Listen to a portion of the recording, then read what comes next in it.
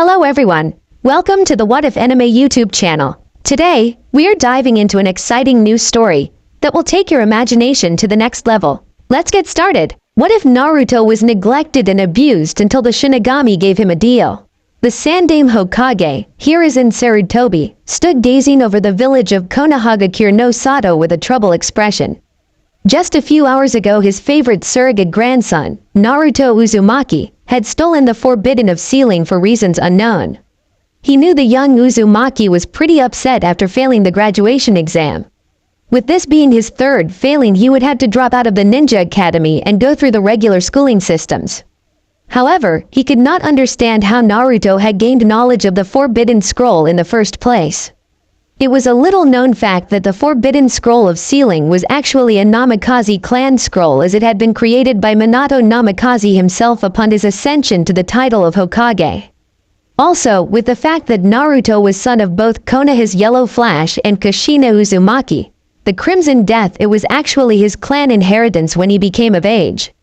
The death of Minato had taken a heavy toll on his heart, but he had no idea of the whereabouts of Kushina. It had been reported that she had died in battle after giving birth to Naruto, but her body was never discovered amongst the corpses in the aftermath of Kyuubi's attack. If Kushina had remained alive to take care of Naruto, things may have turned out differently. However, I still believe there were other factors in her untimely disappearance, but I can't prove anything even after all this time. Hiruzen thought. His thoughts quickly returned to Naruto as a small smile graced his features. He was one of a select few that was aware of the tremendous amount of untapped potential that Naruto possessed.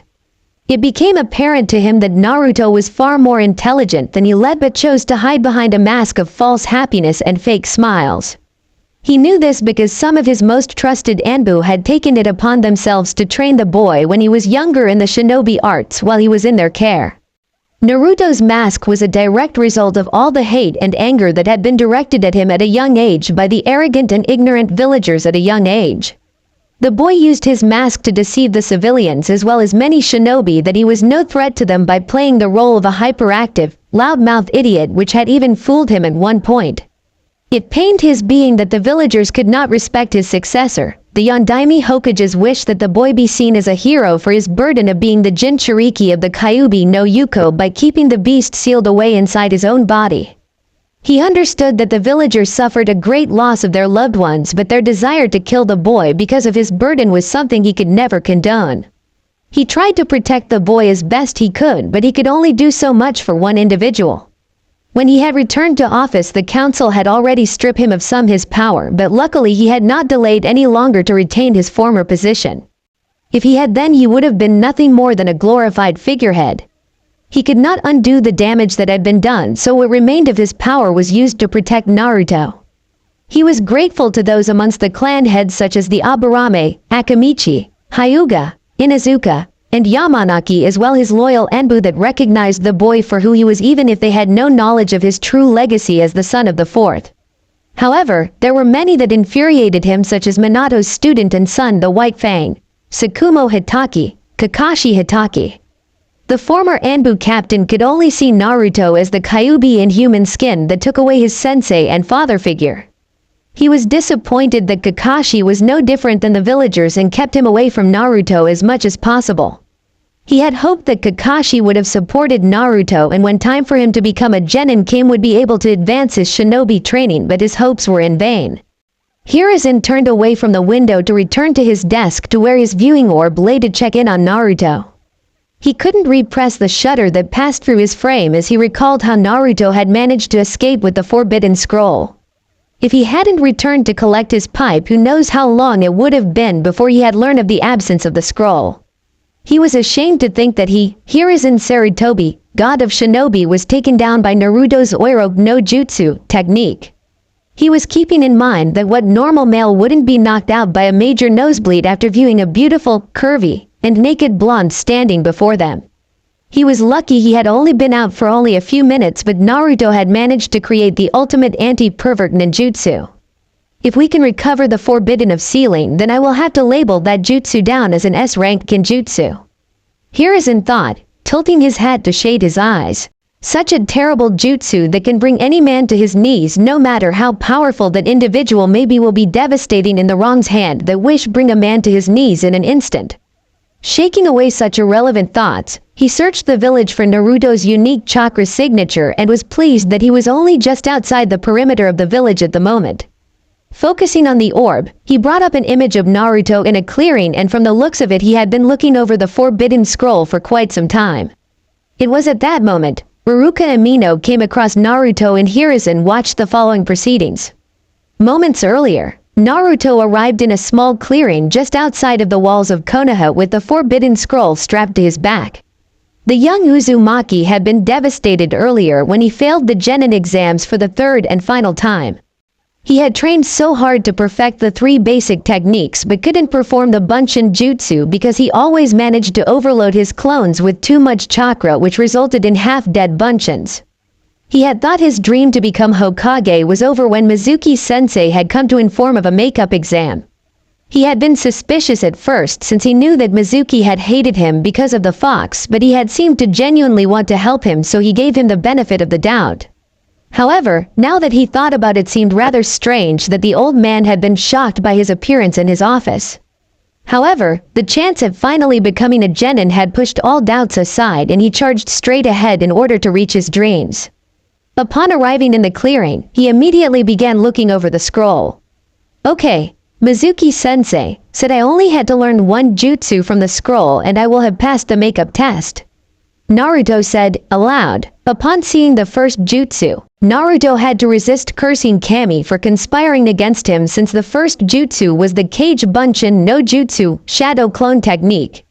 Bunshins were his absolute worst skill, and it seemed he could never escape that horrid jutsu. He began reading over the description of the jutsu and quickly realized the difference in the Bunshin and Kage Bunshin. The Kage Bunshin no Jutsu is forbidden kinjutsu that creates solid clones that are capable of direct contact. Kage Bunshins are exact copies of the user and are capable of performing jutsu unlike the normal Bunshin jutsu. They are capable of independent actions based on the personality of the caster of the jutsu.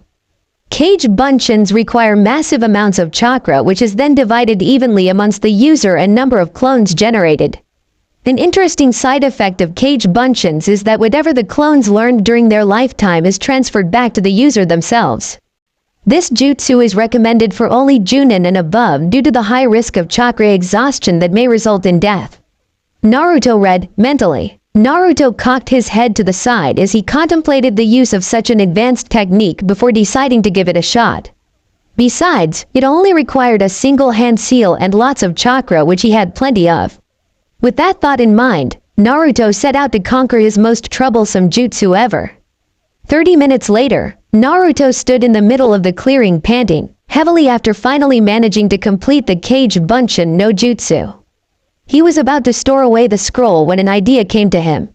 Why should he just learn 1 scroll when he could learn as many as he needed while he had the scroll?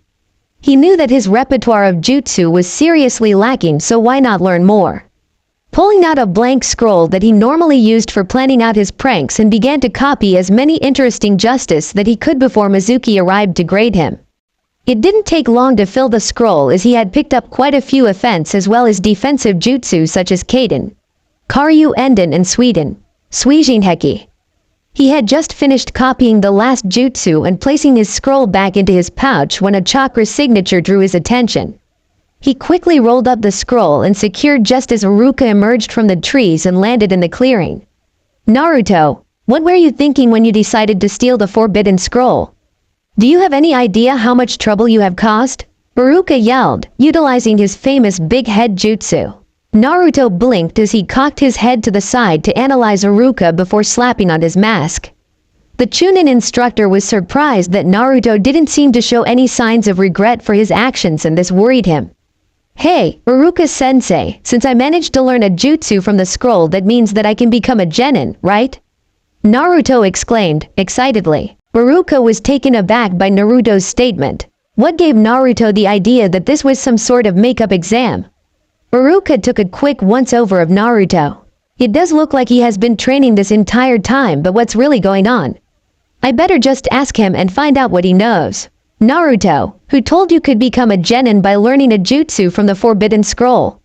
Iruka inquired. Mizuki-sensei told me that if I learned at least one jutsu from the scroll then, you would let me graduate and become a genin. I already learned this really cool jutsu, so doesn't that mean that I passed the test? Naruto replied with a foxy grin. Why would Mizuki tell Naruto something like that, and I don't sense that Naruto is lying, so why? Ayuka's thoughts were cut short by the sound of objects coming towards them. A quick flash of steel revealed several kunai on a direct course for an unsuspecting Naruto.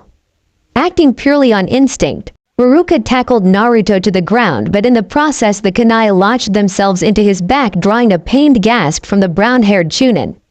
Naruto let out a grunt as he landed on his back and turned wide eyes onto Iruka was hanging above him with a pained grimace on his face.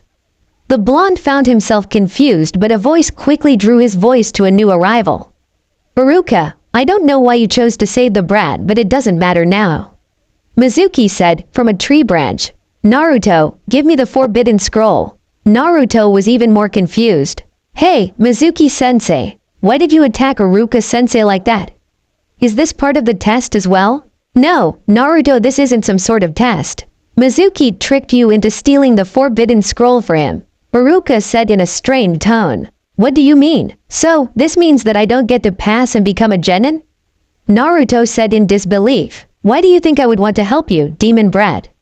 Mizuki said then, smirked. Naruto, do you want to know why everyone including Iruka hates you? Iruka looked at Mizuki in alarm. Mizuki, you mustn't tell him.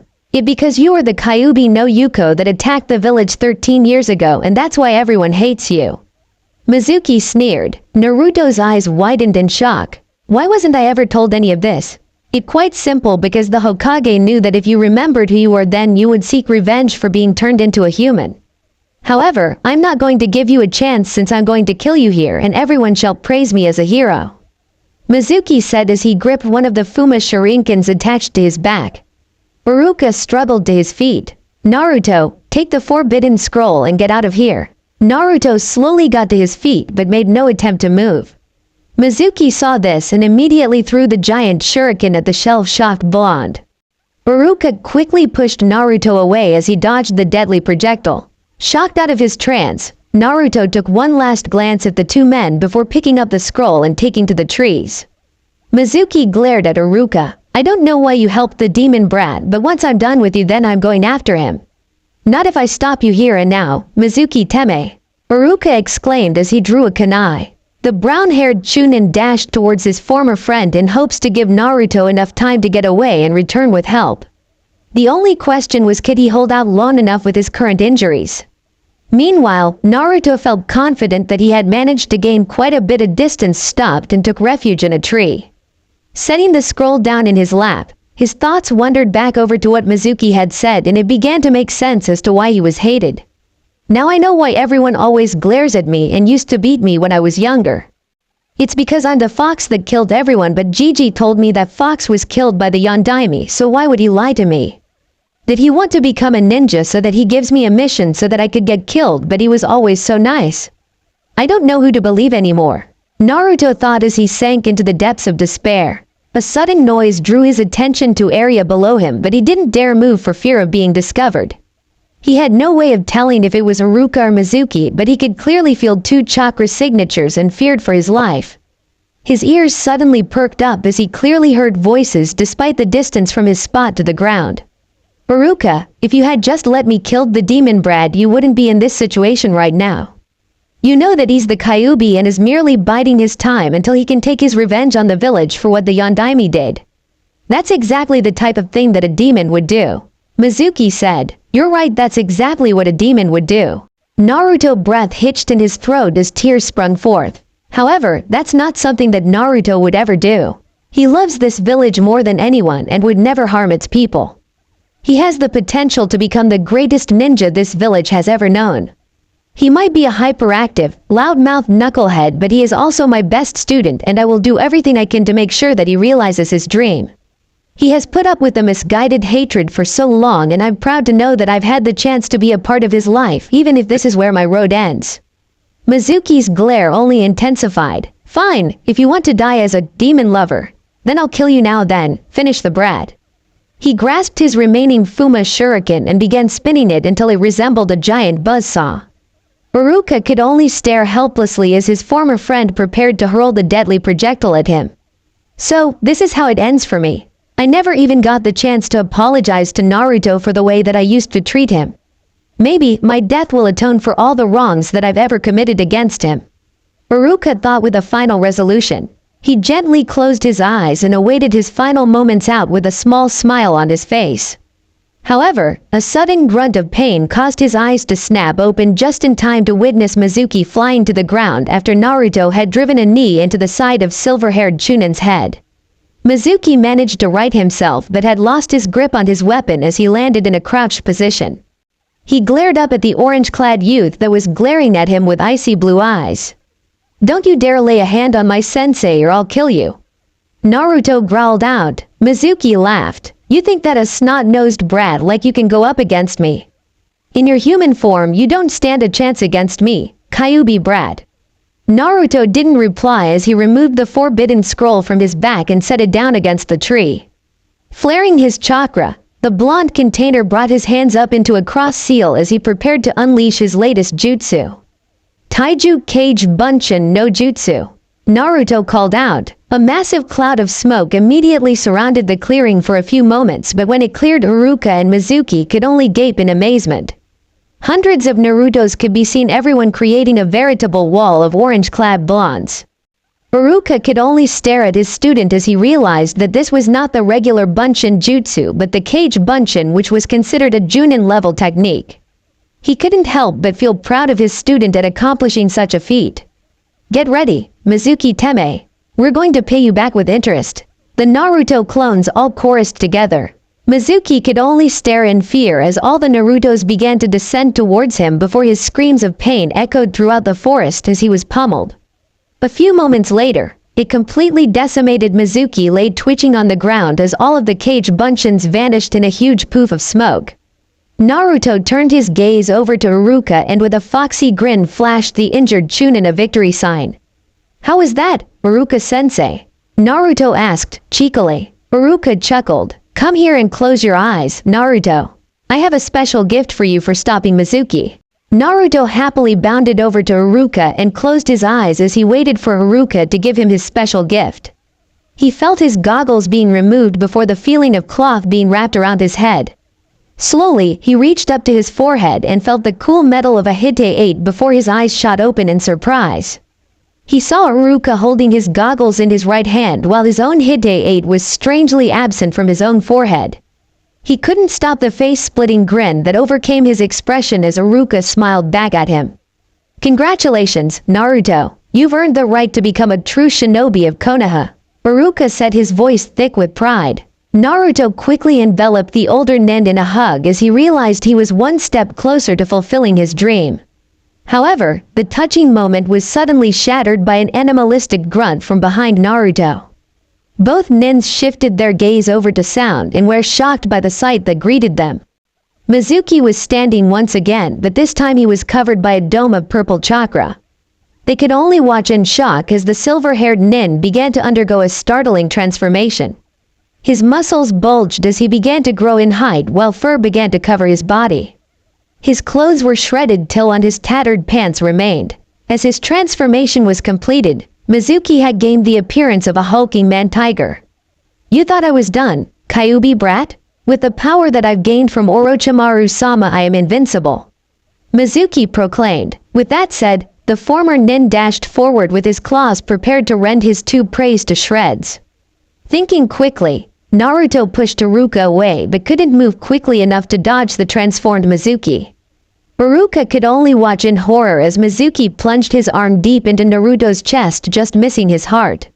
With a sickening squelch, Mizuki pulled Naruto off his arm before tossing towards Iruka, where he landed at the injured Chunin's feet. Baring his fangs, Mizuki began to stalk towards the terror-stricken Iruka with the intent to end his life. As the life began to slowly leave Naruto's body, a twist of fate made itself known with the intent to grant the young Uzumaki with power beyond his wildest dreams. Within Naruto's mindscape, The feared Kyuubi no Yuko gazed down at the floating form of its container with a steady gaze. The great beast was awakened when Naruto had received the injury, and the mindscape that represented its caged being began to crumble at an alarming rate. The Crimson Kitsune quickly replayed the events that led up to this moment and could only frown at the ignorance of the human known as Mizuki. Despite its terrible reputation, Kyuubi was deeply impressed by its container's willingness to sacrifice his own life for another. Realizing that if the brat died, then its existence would end, Iswell decided to give Naruto something that was rightfully his. Because of the sealing performed by the Yondaime, a power had been locked away within the seal that bounded to Naruto's soul. However, now was the time to unleash the power upon the world once again. Red chakra slowly seeped from the bars and engulfed Naruto's seemingly lifeless form. "You had best be grateful of what I'm about to do for you, kid. Now take your rightful power and crush this pathetic ninja that dares to think he can defeat my vassal." Kyuubi growled out. With a sudden gasp of air, Naruto's mindscape quickly shifted to a frozen wasteland with a few sakura trees. Naruto slowly opened his eyes to see only a red haze that engulfed his vision, but at the same time a surge of pain engulfed his entire being. However, the pain only lasted for a brief moment before the red haze vanished as its purpose was done. The young Uzumaki slowly got to his feet as he gazed at his surroundings with awe. So where was he now? The only place that had snow, according to what he'd been taught, was the frigid Yuki no Kuni, the land of snow. Even Yuki no Kuni, however, had never been reported to have sakura trees covered in full bloom. If he wasn't in the land of snow, one of the only places that suffered through winter, then where could he be? On this plain of never-ending ice and snow, the blonde thought. If this is what death is supposed to be like, I guess now all of my pain will finally end. So, a deep voice, like the rolling thunder, spoke. Nearly jumping out of his skin, Naruto turned at near light speed, coming face to face with a huge blue dragon. "You're finally here." Its scales were smooth and slick and reflected the minuscule light perfectly, which gave them an ice-like shine. Atop its head was a crown of spikes, each of which jutted backwards like shards of broken glass. Its nostrils were thin and narrow, almost serpentine, but its breath did not leave clouds of condensation behind. "Tell me, can you hear my name?" The dragon moved closer, its glowing red eyes boring into his own.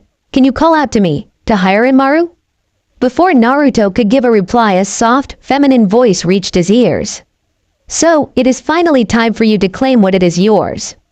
Shifting his gaze once again, Naruto found himself gazing at beautiful woman dressed in an ornate kimono of crimson red with pink sakura petals scattered across it while tied with a pink obi. Her light pink eyes gazed at him with warmth and compassion while her dark hair cascaded uninhibited down across her shoulders to stop midway down her back. Naruto felt the heat rush to his cheeks as he stared at the beautiful woman before him, which caused her to giggle. "Tell me, young one, can you hear my name?" The woman tilted her head, her pink eyes boring into his. "Can you call out the name of your will to protect others, to Senbon Sakura? Is that what I should call the both of you?" Naruto asked as his gaze shifted between the two entities before him. His voice was low and quavering with fear and awe as his eyes were wide and his breathing came out in shaky rasps while his heart thumped loudly. "Can I call you Hiranmaru and Senbon Sakura?" Hiranmaru seemed to grin, bearing 2 rows of shiny, carnivorous teeth. "So, you can hear the both of us after so long. For so long we have waited for the day when can be of service to you. To be your sword and shield to protect you from your enemies." Senbon Sakura said as she moved closer to him. Naruto could only stare as the dragon and woman came to him then. He felt warmth permeate his body as the woman embraced him from behind to rest her chin atop his own head.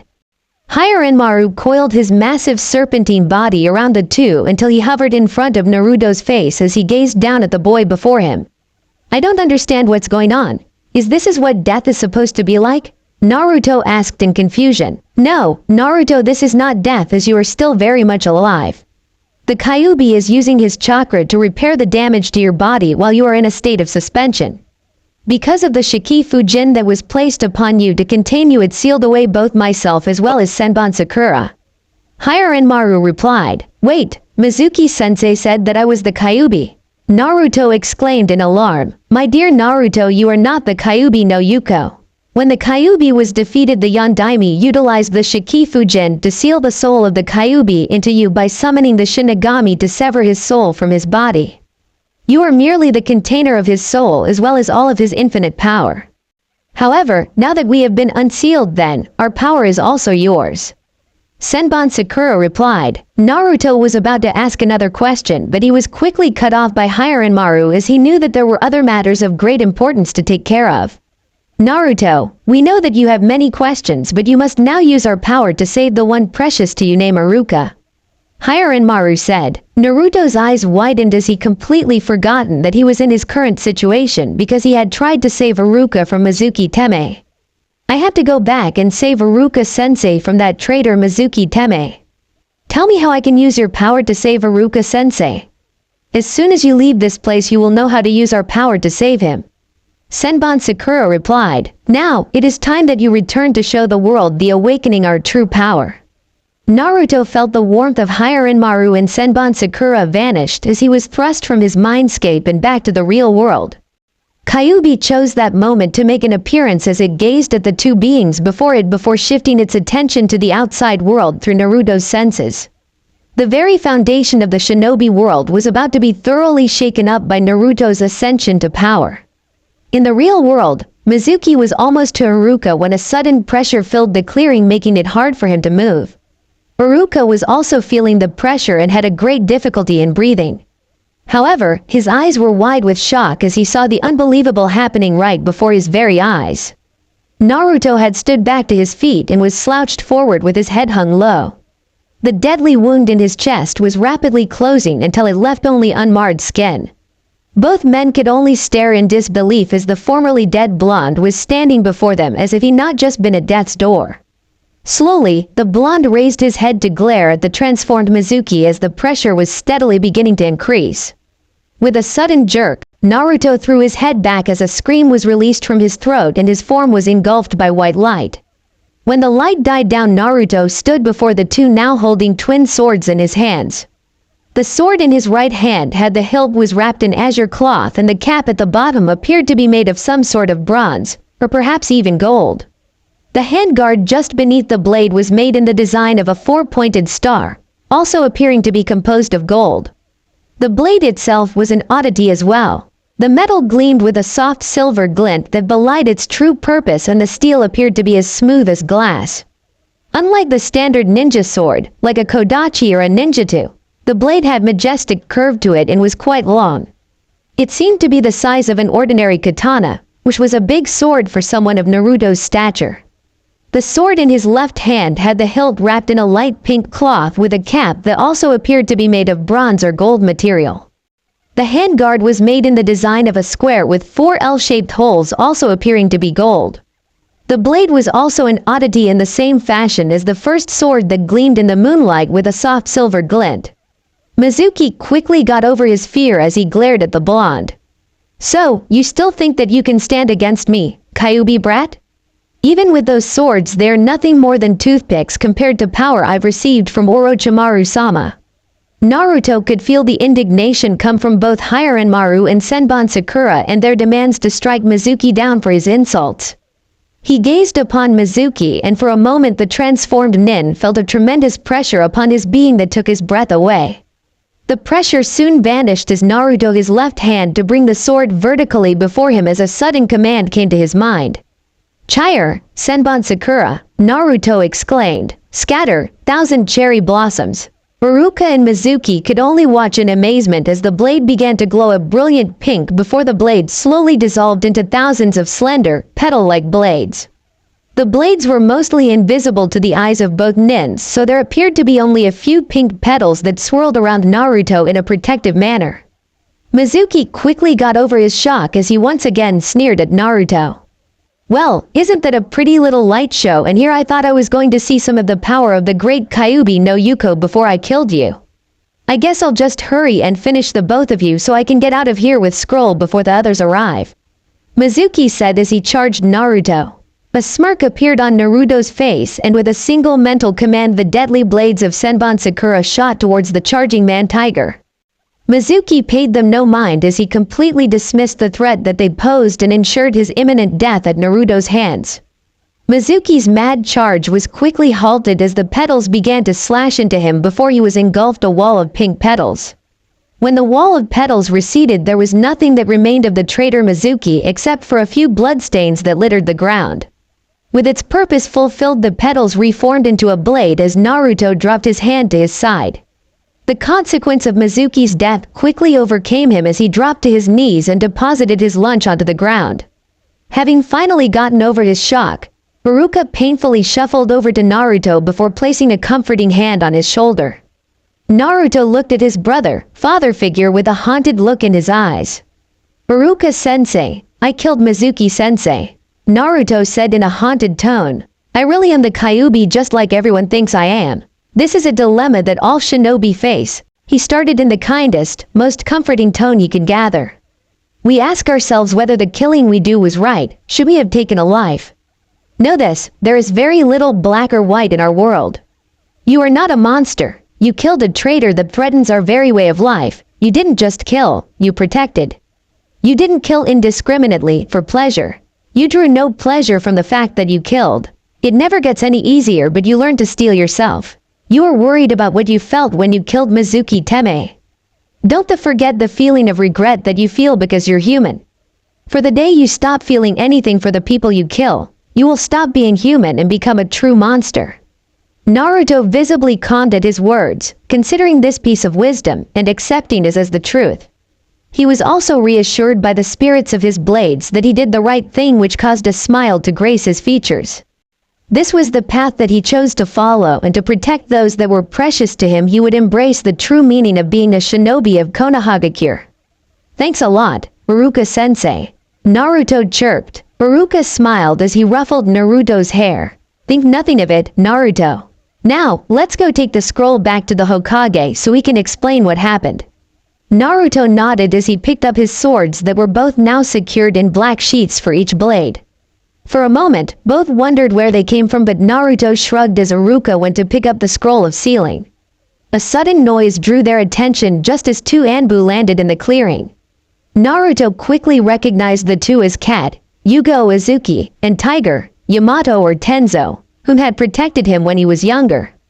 "The Mino-san and Uzumaki-san, we are to escort the two of you as well as the forbidden scroll back to the Hokage," Yugo said. Both nodded and followed the two Anbu back to Konoha, where Haruka hoped that Naruto wouldn't get into too much trouble after they explained the situation to the Sandame.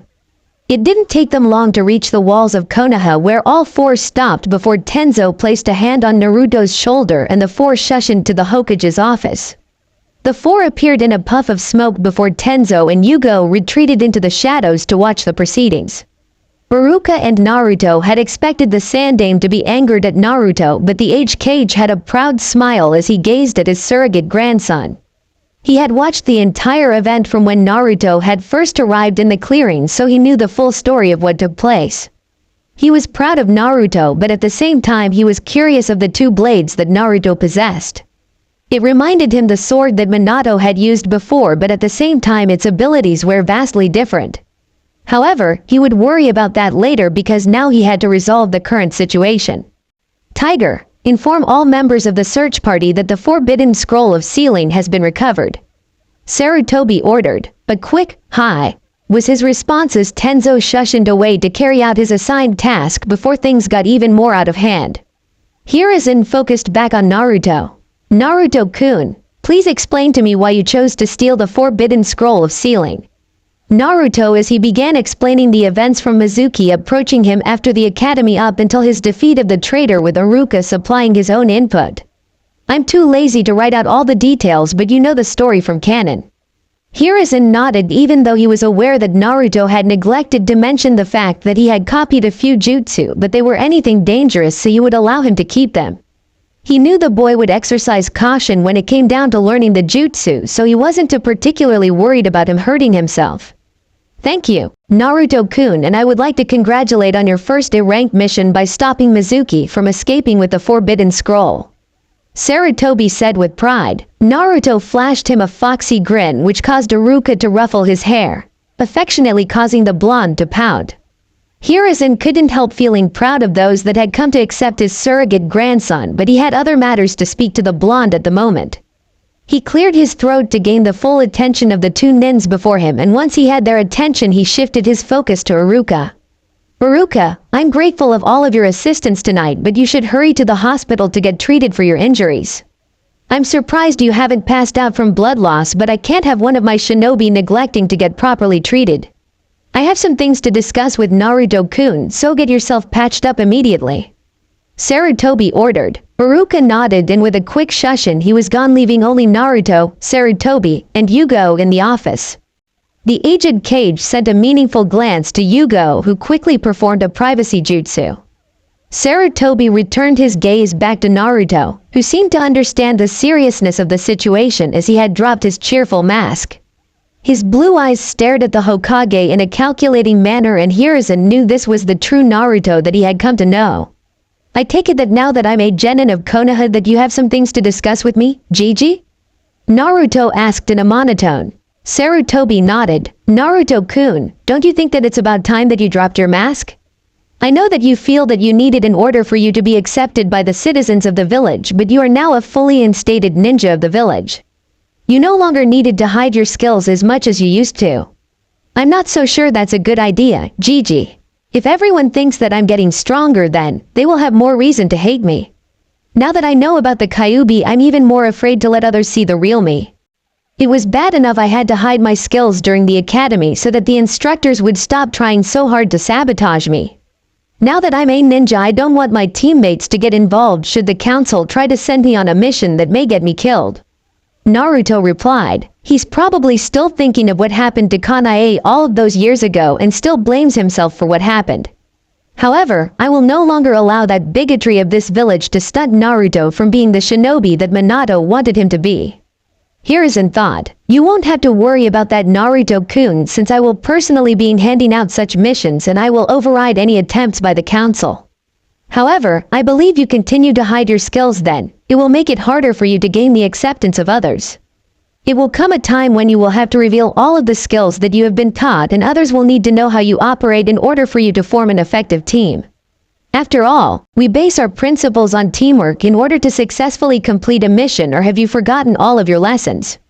Hiruzen said, then smirked.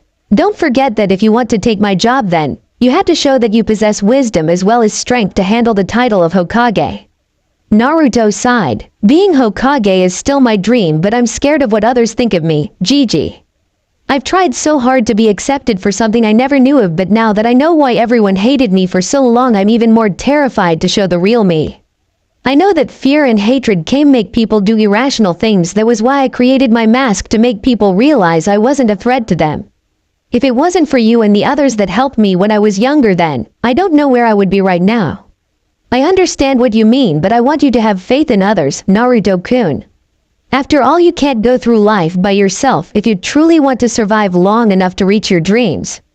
Sarutobi said. Naruto paused to consider the words of the elderly Kage. He knew that his surrogate grandfather was right, and he was really tired of hiding behind his mask. He had been hiding behind it for so long that sometimes it was hard to distinguish the true Naruto Uzumaki from the happy-go-lucky persona that he had created. Maybe if he let his mask slip just a bit, then he could see if others would accept him for who he truly was. Taking a deep breath, Naruto focused his gaze on the Sandaime as he came to a decision that would ultimately affect his future in Konoha. Okay, Gigi, I'll do it and show others who I truly am, but only a little at first, until I feel that I've come to truly trust my comrades. Naruto said with his foxy grin. Besides, it will be fun to show everyone that they can't just push me around anymore. Sarutobi smiled. That's all that I ask that you do, Naruto-kun. Now, you've had a pretty long night, so I suggest that you go home and get some rest. Team selection will be in 1 week, so use that time as you see fit to prepare yourself for your new lifestyle. Naruto nodded and once more smiled at his surrogate grandfather before turning to exit the office to get some much-needed rest. Once the blonde was gone, Yugo released the jutsu before appearing from the shadows to stand before the Sandaime. Hiruzen released a heavy sigh as he thought of all the events that forced Naruto to adopt that mask in the first place. turning his gaze to the cat-masked Anbu as he knew that she had her own views to contribute about Naruto's situation and wanted to hear what she had to say. "So, what do you think about all of this?" Sarutobi asked. "It's hard to say, Hokage-sama. Naruto has become quite strong over the years both mentally as well as physically. I still greatly respect him for being able to put up with all the abuse over the years and remain loyal to the village. I'm not sure I could have gone through the same as him and not used the power of the Kyuubi to destroy this entire village. His character is what has gained the respect of myself as well as much of the Anbu and other shinobi of Konoha." Yugo replied. Sarutobi nodded. The civilians just don't realize how many close calls they had to having the Yondaimi's seal break when Naruto was younger. It was only by his sheer will to live that kept the beast contained for as long as he has been. The power of a Jinchuriki is all upon the mental state of the container to hold but the beast that it sealed within them. It doesn't help that Naruto is possession of the most powerful Biju to ever walk across the elemental nations. You are correct, Hokage-sama. It is because of Naruto-kun's determination that I believe that one day he will become a great shinobi. I just hope the day never comes that he ever decided to turn on the village." Yugo said. Sarutobi sighed. "If such an event were to ever happen then, I don't believe that even I would be able to stop Naruto-kun if he continues to grow at the rate that he has over the years. However, as long as he has those that are precious to him, then I will continue to place my faith in the boy since he is the Yondaimi's legacy." Yugo nodded her head in agreement and with a wave of his hand, she shushed away to attend to other duties. Hiruzen turned his attention to the paperwork on his desk which happened to be the team placements for the genin that had been given to him by Iruka. He realized that because of Naruto's status as the dead last that it would require him to be placed with the top rookie and top kunoichi of his class. That meant that he would have been paired with Sasuke Uchiha and Sakura Haruno and had the unfortunate affect making Kakashi his Junin sensei since he was the only one capable of training the Uchiha in the use of his Sharingan when it awakened. However, Hiruzen decided that if he was going to give Naruto a fair shot at growing as shinobi, then he would have to change the setup of the teams. Now, who do I believe Naruto-kun can truly benefit having as his teammates and Junin instructor? Hiruzen thought. Sarutobi thought on the matter for a few moments before a sudden idea came to him as a grin similar to Naruto's own foxy grins appeared on his face. He had the perfect team that he hoped would provide Naruto with a stable environment to grow as a shinobi. Plus, since there were quite a few that had expressed their desire to be his Junin sensei, then he had an idea to address that matter as well. All I have to do now is sit back and wait to see if they will work alongside Naruto, as I hope they will since they have never harbored any negative feelings towards him. Hiruzen thought with a grin as he was quite pleased with his decision. He could only hope that this generation of shinobi could truly surpass the older generation and keep the will of fire going strong so that the future of Konoha will remain as bright as he envisioned it would be with individuals that made up Naruto's generation to push it forward to a new era. Naruto once again found himself in his mindscape, or as the spirits of Hiranmaru and Senbon Sakura had identified it as his inner world. A place where the soul of a human and the spirits of his or her sword or Zanpakuto interact with each other in a spiritual sense. As he made his way across the snow-covered ground over to the small forest of sakura trees, he wondered why he was able to keep warm despite what should have been sub-zero temperatures. He shrugged the thought away as he made his way into the forest of sakura trees in search of his spirit companions. As he rounded a tree, he could see Senbon Sakura standing beneath a sakura tree that stood a few feet taller than the others but couldn't see Hiranmaru anywhere at the moment. Senbon Sakura smiled warmly at the blonde and Naruto felt his cheeks warm up under the gaze of the beautiful woman. "Hello again, Naruto-kun. I'm glad that I was able to be of service to you earlier in your fight against that traitor," Senbon Sakura said. Naruto smiled. "I should be thanking you since if it wasn't for you and Hiranmaru I would have been dead right now." The dark-haired spirit shook her head at his statement. "No, the likely chance of you dying was quite low since Kyuubi would have ensured your survival just as it always had over the years. After all, Kyuubi was able to protect you when neither I nor Hiranmaru could use our power to aid you. Despite its fearsome reputation, Kyuubi has granted you with the ability to heal from almost any wound thanks to the Yuki that flows through your chakra pathways." "What exactly do you mean by that?" the blonde asked, tilting his head to the side. By being the container of a Biju, you are granted certain abilities that are unique to each Biju. Because of the Shikifu Jin that was used, the Kyuubi had to ensure that your body was capable of handling its power, or you would have died because of all the Yuki that flowed through you. The nature of the seals that made up the Shikifu Jin ensured that the power of the Kyuubi no Yuko would slowly be converted to your own, but something was not accounted for during the sealing process. Senbon Sakura explained, "What was the problem? Does it have anything to do with the fact that Kyuubi is supposed to be the strongest of the Biju?" Naruto asked, "That is part of the problem, but that is not all," the voice of Higher Enmaru said as he descended from the sky. Naruto merely waited for the dragon to explain as he coiled his massive serpentine body around the area where he and Senbon Sakura stood. Higher Enmaru brought head around the sakura tree to position himself a bit away from Senbon Sakura as he gazed at Naruto. The problem was that with the fact that you had already had both of us inhabiting your body caused an influx of power when the Kyuubi was added to the equation. When we were sealed along with the Kyuubi, your spiritual energy or Riryoku was sealed away as well. This was why you have such horrible chakra control issues, because all you had was the physical aspect of chakra at your disposal and very little spiritual. Higher Enmaru explained, "So, now that both of you are here, does it mean that my chakra control will be better than it was before, right?" Naruto asked. His chakra control had been a major issue for a long time despite all of the chakra control exercises that he had learned. His chakra control was about mid-genin level at best, and that was only if he had to use jutsu that required a lot of chakra. Even though he possessed a lot of chakra, he knew that this caused him to waste a lot of extra whenever he performed any technique. The answer to the question would be yes as well as no. Despite the fact that you now have access to your Riryoku once again, that also mean that your chakra reserves have also expanded far more than you previously had. This also means that you will have to work even harder to gain better control over your chakra if you are to reach an optimum level of strength. We will work with you to gain control over your chakra while also showing you techniques that will require use of your Riryoku only. Higher Enmaru replied. Naruto sighed. "Well, I should have expected that I would have to work hard in order to get stronger, but that's nothing new to me.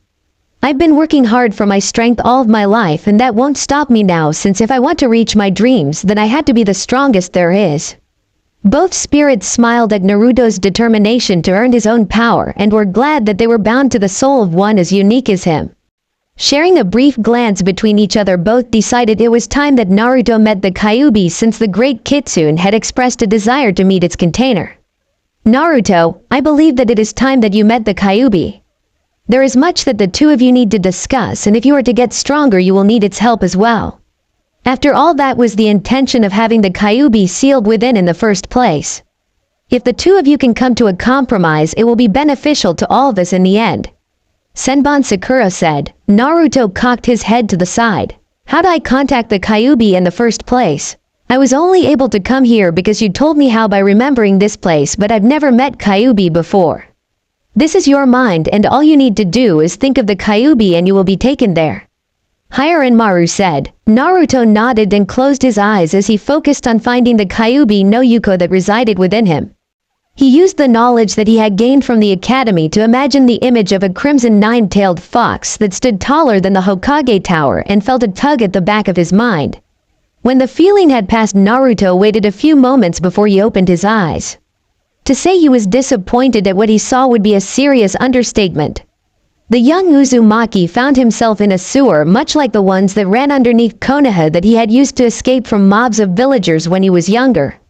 This was before he had learned how to defend himself after some of the Anbu from his security detail had begun training him. Returning to the task at hand, Naruto noticed a red glow coming from one of the many corridors that branched away from the main path and made his way towards it. Once he reached the glow, he paused for a moment as he felt a malevolent rage, but at the same time he felt an underlying emotion of sadness and surprisingly affection wash over him. He wondered about that as he walked into the glow that caused a soft tingling sensation as if someone was running a feather along his skin.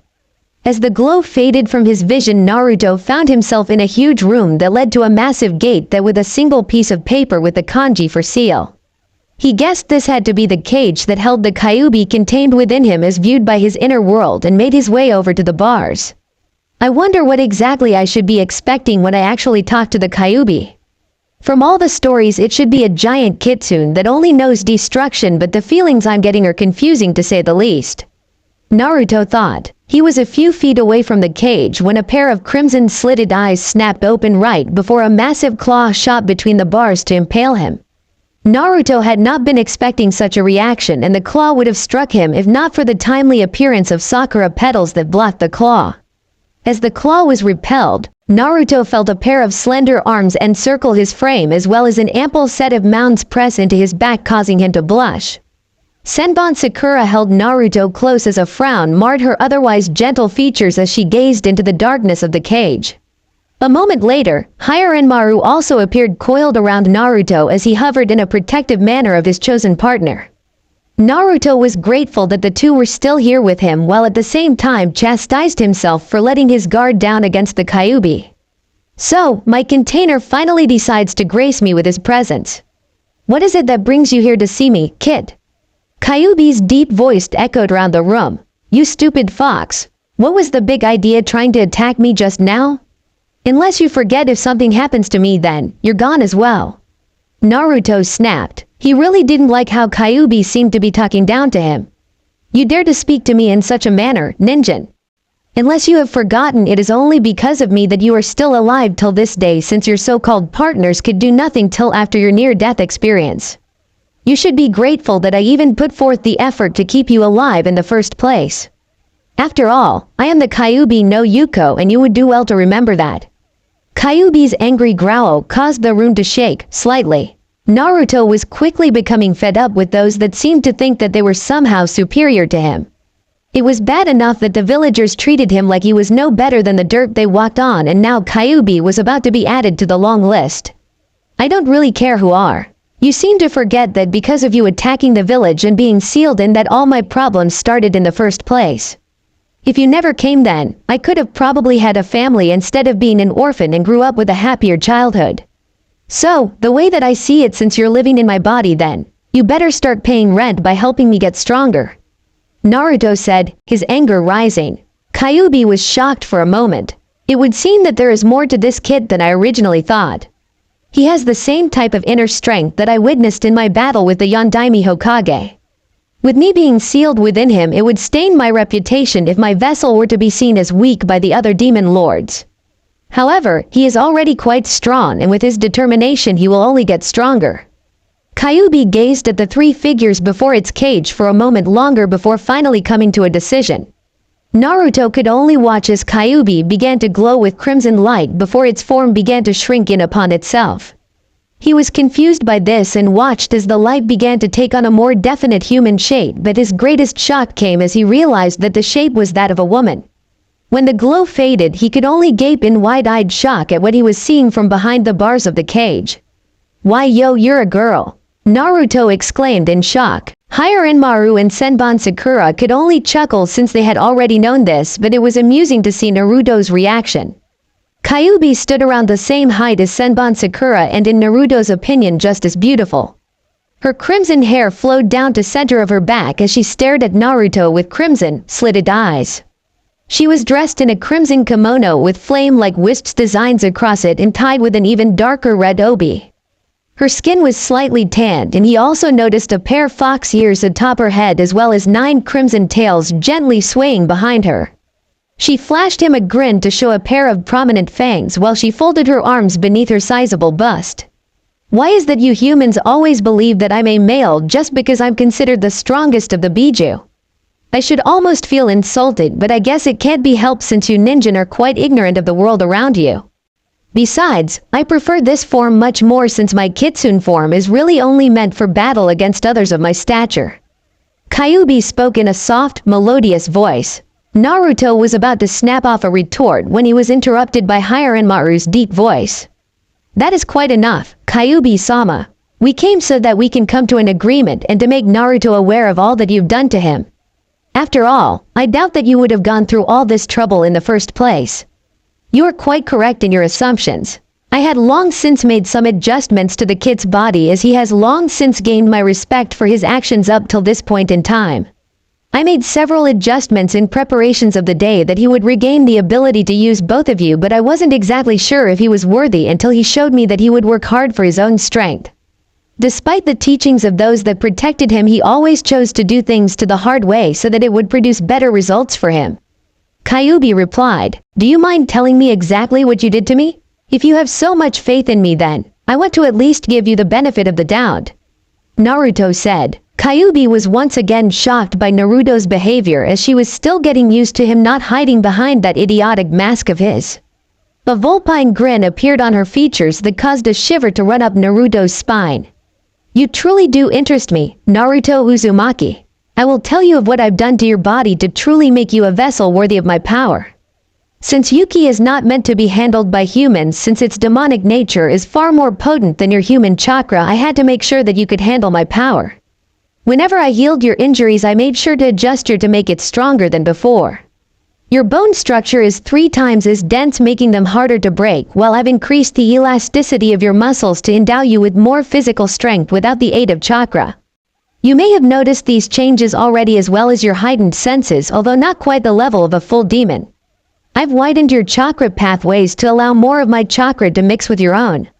By doing this, I've forced the purification seals to work over time to convert my Yuki into chakra. As it stands now, you have drained the equivalent of 2 taels of my chakra from me."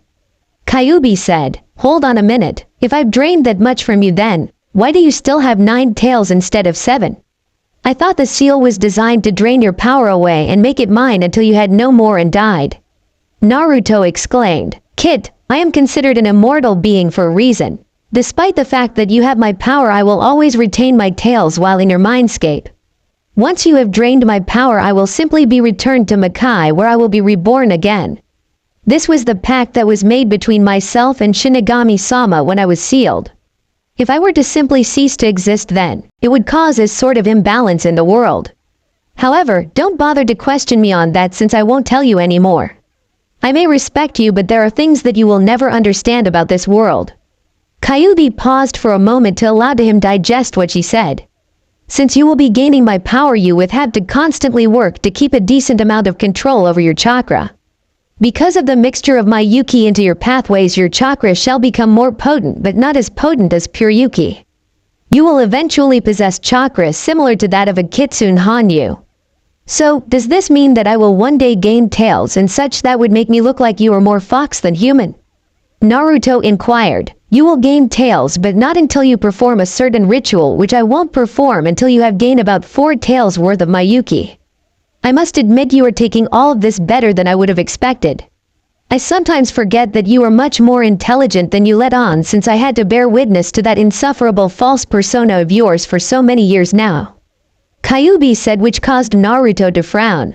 "Lastly, I've given you a sort of bloodline when it comes down to your healing, so I wouldn't have to use so much of my own chakra to heal you. That is only one part of the bloodline, and I will reveal the rest to you when I deem that you are ready to now. I would tell you more, but time grows short and I've grown weary of this little conversation of ours.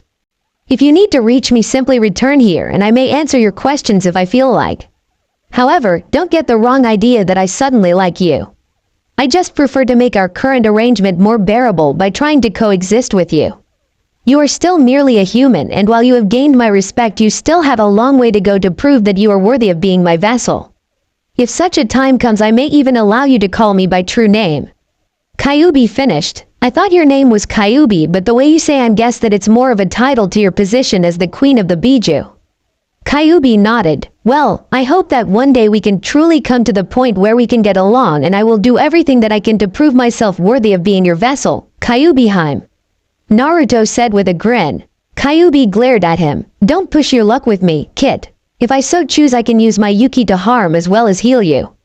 Now, leave me be so that I may get some rest, and I hope you can provide me with some ample entertainment in the near future." Naruto continued to grin as he was aware that he managed to get past the seemingly regal persona of Kyuubi, which he wasn't surprised since she was the queen of the Biju after all. He didn't have much more time to think about, as with a simple wave of her hand he was removed from his mindscape. After being quiet for so long, both spirits focused their full attention onto Kyuubi. "I am quite suspicious of your willingness to assist, Naruto-kun.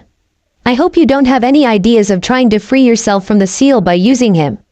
Senbon Sakura said with a frown. If that becomes the case then, we will use our own power to subdue if need be. Hirenmaru added, I am willing to assist the kid since I have had first-hand view of his life since the time of my sealing. The way that has been treated is something that we demons would never do to one of our own. Humans call all demons evil, but they possess a taint that would rival even the foulest of demons. I have lived amongst the humans for quite some time to have seen the evil acts that humans can perform. It may also be because that in a way I've come to see Naruto as my own kid. If that is the reason then, it would only be natural for a mother to make sure that her young can truly survive on his own when I'm no longer around. I may be a demon lord, but I am not as malevolent as the humans have come to make me out to be. Kyuubi replied, will you ever tell Naruto the true reason as to why you attacked Konoha? Hirenmaru asked, maybe when I feel that he can handle the truth and only then shall I tell my kid what truly happened that day. Was Kyuubi's only reply. With no more to say, the three spirits once more returned to their own little corner of Naruto's mindscape until he needed them. The buzzing of his alarm clock drew Naruto to the world of consciousness as his hand lashed out to silence the infernal noise. Mentally reminding himself to purchase a new clock, the blonde slowly opened his eyes as the haze of sleep was blinked away before rising from his bed. He made his way to the bathroom to go through his normal morning ritual. He was halfway through brushing his teeth when he noted a few peculiarities about his appearance. The most notable was that he seemed to be taller by several inches as well as more muscular judging from the tightness of his shirt. His blonde hair seemed to a bit darker as well as long enough that bangs framed his face. He had lost a lot of the baby fat, giving him a more rugged as well as feral look since his pupils appeared to be slitted much like Kyuubi's while his whisker marks were darker. What the hell? Naruto thought in surprise. These are some of the changes that I've made to you, kid. While you were asleep I had surrounded you in a cocoon of my Yuki while your two partners used your Riryoku to mask its presence. This allowed me to make the necessary adjustments to your body while you were asleep. These changes were necessary to account for your increase in chakra, otherwise your body would have exploded from the sudden influx caused by the restoration of your Riryoku. Kyuubi replied, well, I guess that I have something else to thank you for, Kyuubi Heim.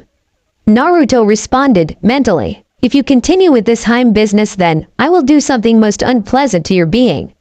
Kyuubi snapped. Naruto resisted the urge to laugh as he finished up before heading back to his room to put on some clothes. He took a brief glance at his orange jumpsuit before dismissing it as he headed over to his closet.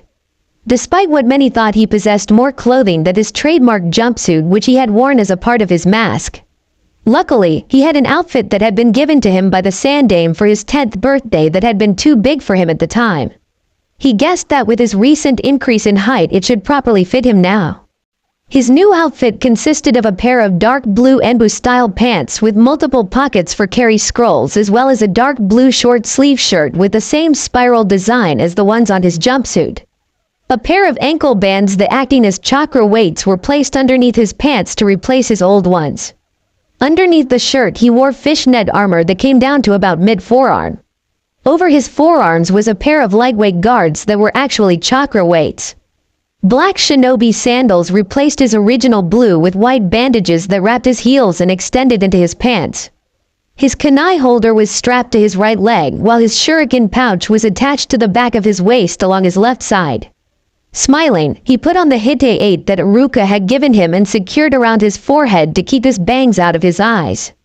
Lastly, his gaze shifted over to a simple red box on his dresser which contained a special gift from a dear friend. Slowly, opening the box he gazed at the necklace with a simple pendant of an angel with a sorrowful expression. Kanae-chan, I'm sorry for what happened to you and hope to see you again one day. Until that day I will keep my promise and grow strong. Naruto thought. Placing the necklace around his neck, Naruto walked over to his swords and grasped them before securing them. He had acquired a strap to attach to Hirenmaru's sheath so that he could place it on his back within easy reach of his right hand while Senbon Sakura was placed in his belt along his left side. Making sure that he had everything before the young blonde left his apartment while locking it via the security seals that had been installed by the Sandaime. Bounding across the roofs of building, he made his way to his own personal training grounds. He had an entire week to train to work on his skills as much as he could, and he wasn't about to waste a single minute. It would be during this time Naruto would learn just how beneficial Kage Bunshin will become to his training. 1 week later, Naruto stood before the gates of the academy with a slight frown on his face. He contemplated what he was about to do. Today would be the day that he dropped his mask to everyone for the first time in 7 years and showed them what kind of shinobi he truly was. He was dressed in the same outfit that the Sandaime had given him after the aged Kage had given him several more copies of the outfit after complimenting him on how good he looked. Well, might as well get this over with and learn who my teammates and sensei is going to be. Naruto thought as he made his way inside. Upon arriving in the classroom, he noticed that only a few other students were there ahead him. Looking up towards the upper rows, he noticed the pineapple-shaped hairstyle of Shikamaru Nara and his best friend Choji Akamichi. Shikamaru had his head down on the desk in an attempt to gain some extra sleeps while Choji was munching on a bag of chips. This was normal for the two friends, so he dismissed them as he made his way up the rows to sit himself near the window at mid-level. He closed his eyes as he waited for the other graduates and entered a meditative state that both Hirin Maru and Senbon Sakura had taught him. This allowed him to focus and get more in tune with his Riryoku as well as gain a better grasp of the flow of his chakra. He had only been meditating for a few minutes when a loud voice broke his focus. "Hey Dobi, what do you think you're doing here? Today is for those that actually passed the graduation exam and you failed, remember?" The loud voice of Kiba Inuzuka drew everyone's attention to Naruto. Akamaru gave a bark of agreement. At first, Kiba didn't recognize Naruto due to his change in wardrobe, but once he caught his scent he knew that it was the dead last of their class. He, like the rest of the class once they recognized Naruto, was wondering why the blonde was here when he knew that he had failed the exam. Naruto slowly opened his eyes to stare at Kiba before lifting his hand to indicate his Hite 8 on his forehead. "Unless you forgot how to use your eyes, I have a Hite 8, so that means that I passed. I was given a makeup exam by Ruka-sensei, so that's why I'm a shinobi now," Naruto said in a monotone. Shikamaru had raised his head during Kiba's shout and was gazing at the blonde with a calculating gaze. He was wondering why the blonde was dressed and acting differently than normal. The Naruto that he knew would have yelled at Kiba or tried to start a fight, but now he was calm and relaxed. It reminded the young Nara of how he had seen his father as well as many of the elder shinobi acted. "Kiba, why don't you stop being so troublesome?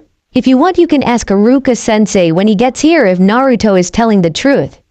If he's lying then, he'll have to leave, so be quiet, all of your shouting is ruining my nap time," Shikamaru drawled out. Kiba huffed as he pulled Akamaru from his perch atop his head as he found a seat while throwing glares at Naruto.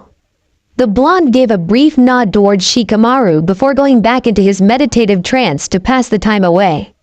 Shikamaru saw this and once again wondered what brought on these changes in the normally loud and hyperactive blonde. He pushed the thought aside to figure out later as his head once again dropped down to rest atop his folded arms. One by one student continued to pile into the classroom, with some taking note of the blonde while others dismissed him. Eventually one Hinata Hyuga entered the room with a saddened expression. The reason for this was because she knew that her precious Naruto-kun would not be a part of this year's graduation exam. She had desperately wanted for him to pass so that she may gain the chance to be on the same team with her crush. His failure was a major blow to her confidence since she had always used Naruto as her pillar of strength.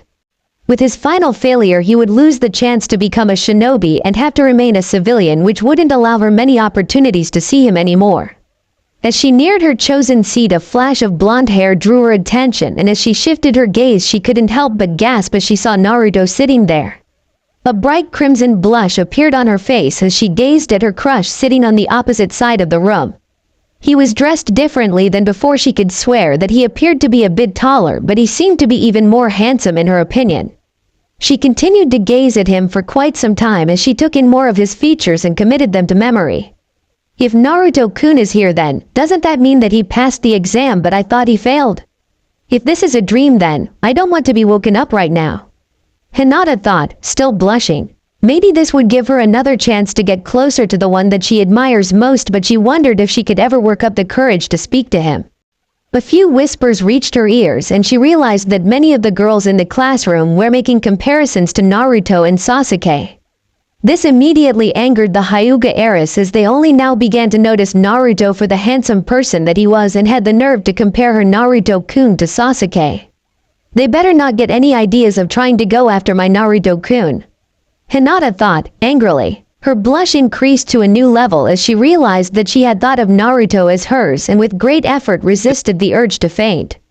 Quickly taking a seat, she tried to focus her thoughts away from the handsome blonde, but it was all futile as her thoughts quickly became perverted. If anyone had been looking at the pale-eyed girl, they would have noticed her wiping away a minor nosebleed. She was saved any other form of embarrassment as she heard a low rumble coming down the halls and knew of only two people that could be the cause. Ino Yamanaka and Sakura Haruno, co-founders of the Sasuke Uchiha fan club and best friends turned rivals for said boy's attention. A moment later, both girls were both trying to force their way into the classroom at the same time. I made it first, Ino pig, so I get to sit by Sasuke-kun. Sakura proclaimed, get real, billboard brow. My toe beat you by a whole centimeter, so I'm the one that's going to sit next to Sasuke-kun. Ino snapped back, what did you say, Ino pig? Sakura hollered, you heard me, billboard brow. Ino replied, Ino pig, billboard brow. Ino pig, billboard brow. The class groaned as the two girls continued to argue as they made their way over to where the Uchiha was sitting. Still in his meditative trance, was unaware that Sasuke had taken the seat to his left that placed him directly by the window. The raven-haired youth had used Naruto's position to block off any attempts by his fangirls to sit next to him. The problem was that he knew that when it came down to Sakura, the blonde would instantly do whatever she said. He had noted Naruto's change in appearance and already knew why he was here after overhearing some of the other students talking about him. Despite the changes the blonde seemed to have made in his wardrobe, Sasuke still disregarded him as mere annoyance in his presence. At one point in time he had wanted to consider Naruto a rival, but after having witnessing his pathetic skills he decided against that. If he were to consider Naruto a rival, then he would only get weaker by competing against such an unworthy opponent and never get strong enough to defeat Itachi in order to avenge his clan and regain their honor. Noticed the arrival of his most annoying fangirls, Sasuke schooled his features into his trademark mask of indifference as he stared straight ahead at the blackboard. Ino and Sakura made their way up the steps and stopped at the row that Sasuke was sitting at. Upon noticing that Naruto was sitting between them and her goal, Sakura grew angry at the blonde as she completely disregarded Naruto's change in attire as an attempt to be cool like her Sasuke-kun. Ino, on the other hand, took note of Naruto's appearance and a memory came to her of a younger Naruto before he began wearing that hideous orange jumpsuit and became a loud-mouthed idiot. The Naruto from then was one that didn't back down from anyone and had befriended both her and Sakura before the two had begun their rivalry over Sasuke. It was this Naruto that she had gained a crush on because of his bad boy behavior, but it ended when he changed. This was also the reason why she tried for Sasuke, since he reminded of that Naruto only with a lot of angst. Naruto, move out of the way so that I can sit next to Sasuke-kun. Sakura demanded, when Naruto made no reaction that he had heard her caused everyone to be shocked by his actions. They were all aware of the major crush that he had on the pink-haired Haruno and would do anything that she said as if he were her little puppy. If they only knew how much that had been a part of his mask that he had chosen to get rid of, they wouldn't have been surprised by his next actions. Since Naruto made no move to get out of her way, Sakura decided to handle Naruto in the same way that she always did when he tended to annoy, by using violence. Rearing back her fist, I said, move out of my way, Naruto baka. She as well as everyone else was surprised when Naruto's right hand shot up and caught her fist, but even more surprising was the fact that his hand didn't move upon impact or that his eyes had remained closed the entire time. Not seeming to notice the reactions of his fellow classmates of his sudden action against the pink-haired kunoichi, Naruto addressed Sakura. What makes you assume that I should move just because you tell me to, Haruno-san? I was here before Sasuke and it was his decision to sit by me, not mine. His eyes slowly opened to regard the girl. I can see that there are plenty more seats for you to take, so I suggest that you leave me alone.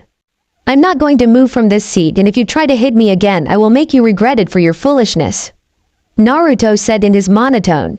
Sakura was totally shocked that her puppy wasn't listening to her and had actually threatened her while not calling her Sakura-chan like he always did. This was not the way things were supposed to be between her and Naruto Uzumaki. He was supposed to always listen to whatever she said and be there whenever she needed to vent her frustrations or make her feel better about herself with his declarations of love for her. Since so many of her classmates tended to pick on her because of her larger-than-average forehead, it was the attention that Naruto gave her that gave her the confidence to face each day.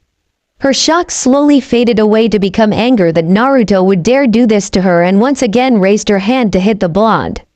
It was at that moment that many came to the realization that this was not the Naruto that they had attended school with them for the last 6 years.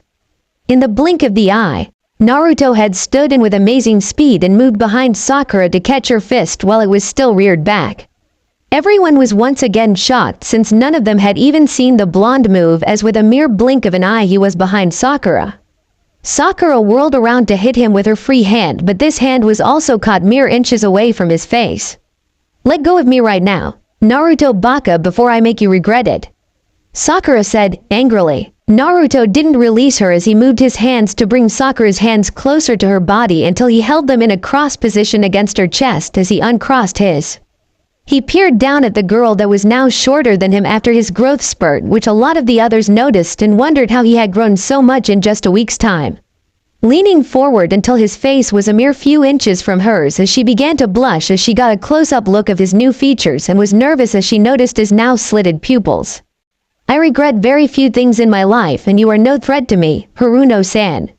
I've warned you already, and I'm giving you another chance to move along before I end up doing something to you that I will most definitely enjoy in order to show you your place. You may think that I have some sort of crush on you, but I can assure you that was never the case.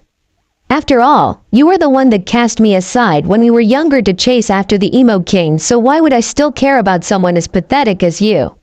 Naruto said. Sakura felt tears begin to build at the corners of her eyes at Naruto's words.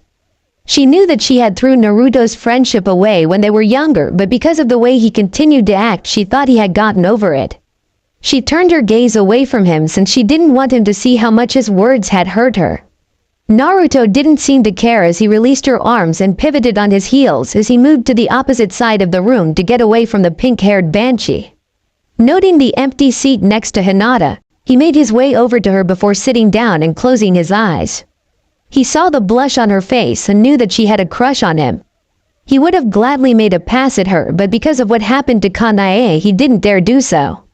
Even though she was the heiress of the Hyuga clan, he knew that it would have caused problems because of the burden that he carried by being involved with her. She was easily one of the most beautiful girls in his class along with Ino and even Sakura, but because of her status it put her out of his reach. That was why he had chosen Sakura to have a crush on when he had donned his mask, since she was from a civilian family and no one would make such a big deal if he pursued her. Plus, since he allowed her to hit him so much, it made the civilians more smug in the fact that he could be denied something else that would make him appear human in their eyes. Ino had watched Naruto the entire time and felt the same feeling from before blossom within her chest. If this was her Naruto making his return, then she would let Sakura or any of the other girls have Sasuke. This was the boy that she had first fallen for, and she knew that if she was going to get to him before someone else did, then she would have to make up for all the years she had been cruel to him and gain his friendship back as well as maybe more. She barely noticed as Sakura sat down the now vacant seat next to Sasuke with a dejected look on her face as she made her way closer to Naruto and took the vacant seat that was next to him. "What was that all about, Naruto? I never would have thought that you would pull a Sasuke on Sakura, like, even if she did deserve it," Ino said. "Are you trying to get me to apologize to her, Yamanaka-san?" Naruto asked without opening his eyes. "If you chose to act the same way she did, then you will receive the same treatment as her from me. I have no pity for her, since, like you said, she deserved it for all the times she treated me cruelly in the past." Ino shook her head. "Why would you think I'm trying to get you to apologize to her?" "Because in the past, whenever someone insulted Sakura, you would stand up for her to get the other person to leave her alone, even if she would turn on you afterwards, and the two of you would then have an argument. So, you can see why I'm expecting you to act that the same as you have in the past, since you are just like her and trying to put me down in front of your precious Sasuke-kun." Naruto replied. "What if I said that I've always been more interested in you than Sasuke?" Ino asked with a smile. Naruto didn't reply, as at that moment Iruka entered the classroom. The brown-haired Chunin was surprised that the class wasn't as rowdy as it normally was, but he was glad for the change of pace. He scanned the face of the genin hopefuls and was pleased to see Naruto, but was surprised that he was sitting between Hinata and Ino instead of next to Sakura.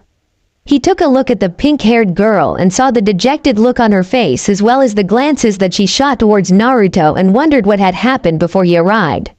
He mentally shrugged as he addressed the classroom of students on what they should expect now that they had graduated from the academy. Naruto tuned him out since he had been long since made aware of what to expect due to his teachings from the Sandame and his Anbu instructors. He only wanted to know who his teammates and sensei were so he could move on to the next step of his shinobi career. Skipping teams 1 through 6 since they are not important to the storyline. Team 7 will be Sasuke Uchiha, Sakura Haruno, and Kiba Inuzuka. Your Junin sensei will be Kakashi Hitaki. Sasuke and Kiba groaned at being paired up with Sakura while the girl made no reaction to being on the same team as her crush. Team 8 will be Shino Aburame, Hinata Hyuga, and Naruto Uzumaki. Your Junin senseis will be Enko Mitarashi and Kurenai Yuhi. Iruka said before he was interrupted. Hey, how come the dead last gets 2 senseis but not Sasuke-kun? A random fangirl asked. This was a decision made by Hokage-sama. Iruka replied, I hate that they allowed so many fangirls to enter the academy just for the chance to be next the last Uchiha. I bet he was given an extra sensei so they could train him to be a better shinobi. Doesn't matter how training he gets since he won't be a good Sasuke-kun. Another random fangirl remarked. Sasuke puffed out his chest upon hearing this while many of the boys groaned as they heard another, Sasuke is the greatest, rant. Iruka expected Naruto to snap after hearing this but was surprised when he was met with silence. Glancing at his favorite student, he was surprised to see Naruto had his eyes closed as if meditating. He was even more surprised to see Hinata and even Ino as well as a few other girls glaring at the 2 girls that berated Naruto. I guess Naruto's change in looks have given him a small fan club. I'm not surprised to see Hinata glaring, but Ino and the rest are a surprise. I wonder how this will all turn out if they all start going after Naruto like they do Sasuke. Iruka thought with a chuckle. As I was saying, there will be no Team 9 since they are still in circulation from last year, and finally, Team 10 will be Choji Akamichi, Shikamaru Nara, and Ino Yamanaki. Your Junin sensei will be Asuma Sarutobi. Iruka said, I wish all of you good luck and I am proud to have been able to teach each one of you. Take a 1-hour lunch and return here to meet your new senseis. Students began to file out as many made their way to the roof to converse with their new teammates. Naruto got up and shifted his gaze over to Hinata who was blushing while poking her index fingers together before looking over towards Shino. The silent boy was facing away from them and was waiting for everyone else to leave before he made his own exit. Come on, Hinata-chan. I want to invite you and Shino to join me for lunch at Ichiraku Ramen. Naruto said as he flashed her a foxy grin. Hinata could only nod since she was still blushing over the fact that she was going to be on the same team as her crush. With all the chances that they would have to work together, she could only hope that she would be able to work up the courage to confess her feelings to him. However, all thoughts of her future with Naruto came to a screeching halt when he suddenly grabbed her hand. With that simple contact, all of the blood rushed to her head and she began to sway on her feet. Luckily, Naruto knew of her fainting spells and now without his mask he could act normally around her. Before Hinata could fall, he had managed to scoop her up into his arms and held her bridal style. Unfortunately, that was the final stimuli needed to push Hinata into the blissful realm of unconsciousness. Naruto could only chuckle at the grin that Hyuga Eris was now sporting and could only imagine what the girl was thinking about at the moment. He could hear the melodious giggle of both Kyuubi and Senbon Sakura echoing in his head and could only help but think of how cute all of her shyness made her. He was glad for all the lessons about relationships he received from the female Anbu that had taken time to help with his training over the years.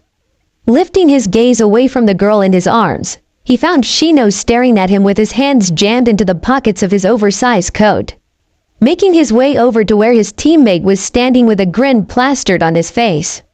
Since we're teammates, how about you join me and Hinata for some ramen at Ichiraku so we can get to know each other better? Naruto said. Shino nodded. I agree with your logic and would like to get to know both of you better so that we may establish a bond of trust. Since we will most likely having to place our lives in the hands of each other in the near future, it would be best. I am also very curious in your change in behavior, and my Kikai say that your chakra is different as well. I'll tell you about it over lunch, so let's hurry so that we can get back in time. Naruto replied as he began to walk away, still carrying Hinata. The Aburame followed his new teammates, and it only took them a few minutes to roof hop to Ichiraku. Hinata was finally awakening when they arrived and blushed once again when she realized that Naruto was carrying her. She could easily feel the toned muscles of his arms and chest as they held her lithe body against him. I can't believe that Naruto-kun is holding me like this. Come on, don't faint again, Hinata. If you keep fainting, then Naruto-kun will think that you're some kind of pervert. Hinata thought as she managed to calm herself with several deep breaths. Glad to see that you're awake, Hinata-chan, Naruto said with a smile. Thank you. Na Naruto-kun. I am fine and now. Hinata replied, still blushing. Well, I'm glad that you're alright and hope you still want to join me and Shino for lunch, Haim. Naruto said. Hinata's blush deepened by several shades as she took several deep breaths in order to remain conscious. Naruto-kun called me Haim. If I was brave enough, I would hug him and kiss him right now, but I would probably die of embarrassment if I were to do that now. Hey Naruto, who's your little girlfriend? The loud, boisterous voice of Tucci called from the ramen stand. Naruto placed Hinata onto her feet, much to the displeasure of the lavender-eyed girl, as he turned to meet one of his precious people. Hinata and Shino joined him as he took his regular stool with Shino on his left and Hinata on his right. How's it going, Gigi, and where's Ayame-chan? Naruto inquired. Everything's just fine now that my number one customer is here and Ayame should be in the back at the moment. Tucci was about to call out to her when a blur came from around the corner of the stand. Naruto barely had a chance to prepare himself before he was engulfed in a hug by Ayame, much to the growing displeasure of Hinata. Shino's hive was buzzing as the telltale sign of anger could be felt rolling of the Hyuga heiress and shifted a bit uncomfortably. If she suddenly decided to attack the ramen waitress, then he was going to make sure that he was well out of her way. Naruto-kun, where have you been for the past week? I was worried that something might have happened to you. Ayame asked as she released him. Sorry about that, Nei-chan. After I passed my genin exams, I decided to use the week off to get in some extra training before team assignments. I went to my private training ground and didn't usually come home until late. Naruto replied, well, since you're here, what can I get for you and your friends? Ayame asked as she made her way back into the stand. I'll have 5 beef ramen, 5 miso ramen, and 2 teriyaki ramen.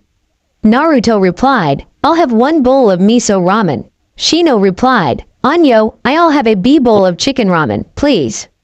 Hinata added. Tucci nodded as he began preparing their orders.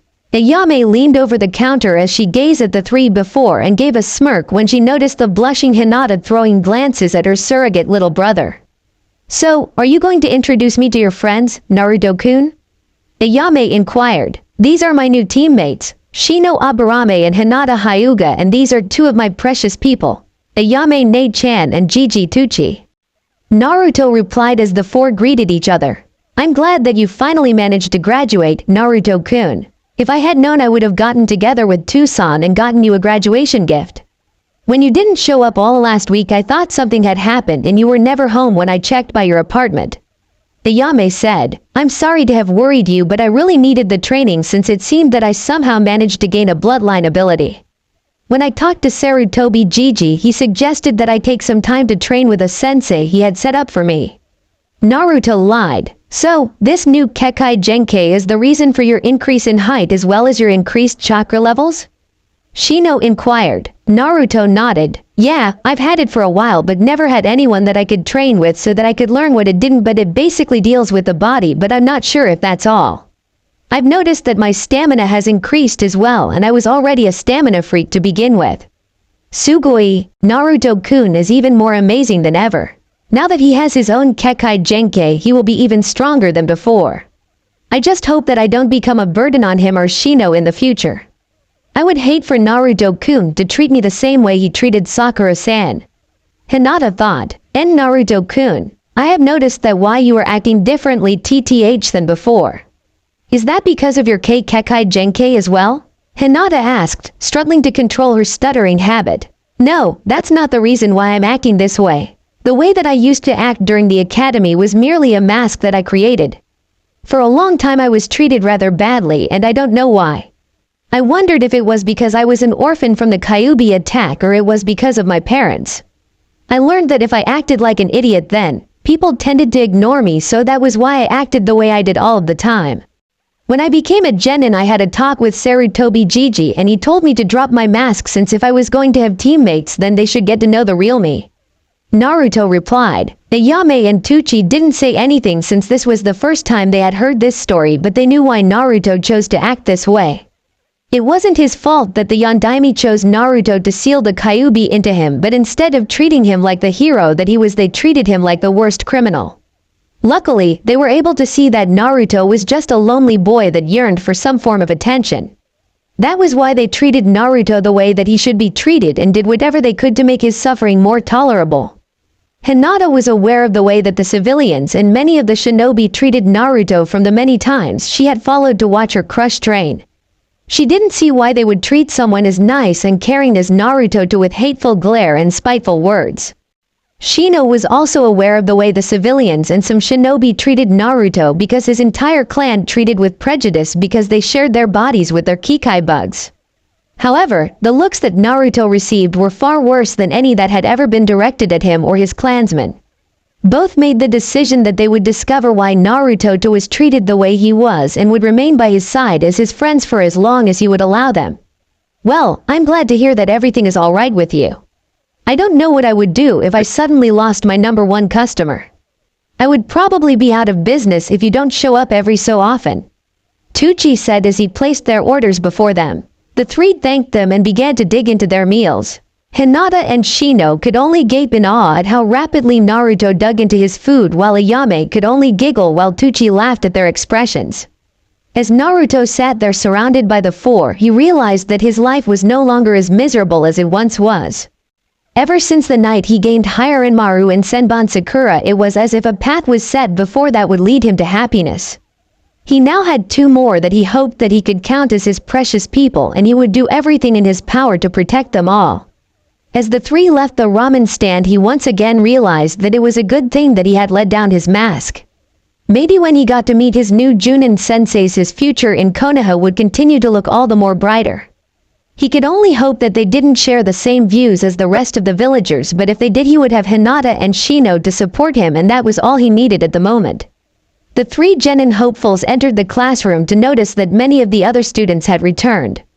Naruto noted that Sakura was amongst them and she was glaring in his direction while releasing a pathetic excuse for killer intent. He repressed the urge to leak out some of his own killer intent towards the girl to remind her of his earlier threat. He was grateful that the Sandame hadn't put him on the same team as her. He knew he would have to listen to her day after day harping about how he was trying to upstage the king of brooding when he began to show his true skills. I guess my little display earlier didn't really affect her that much. As long as she doesn't try anything anymore, I won't worry about her.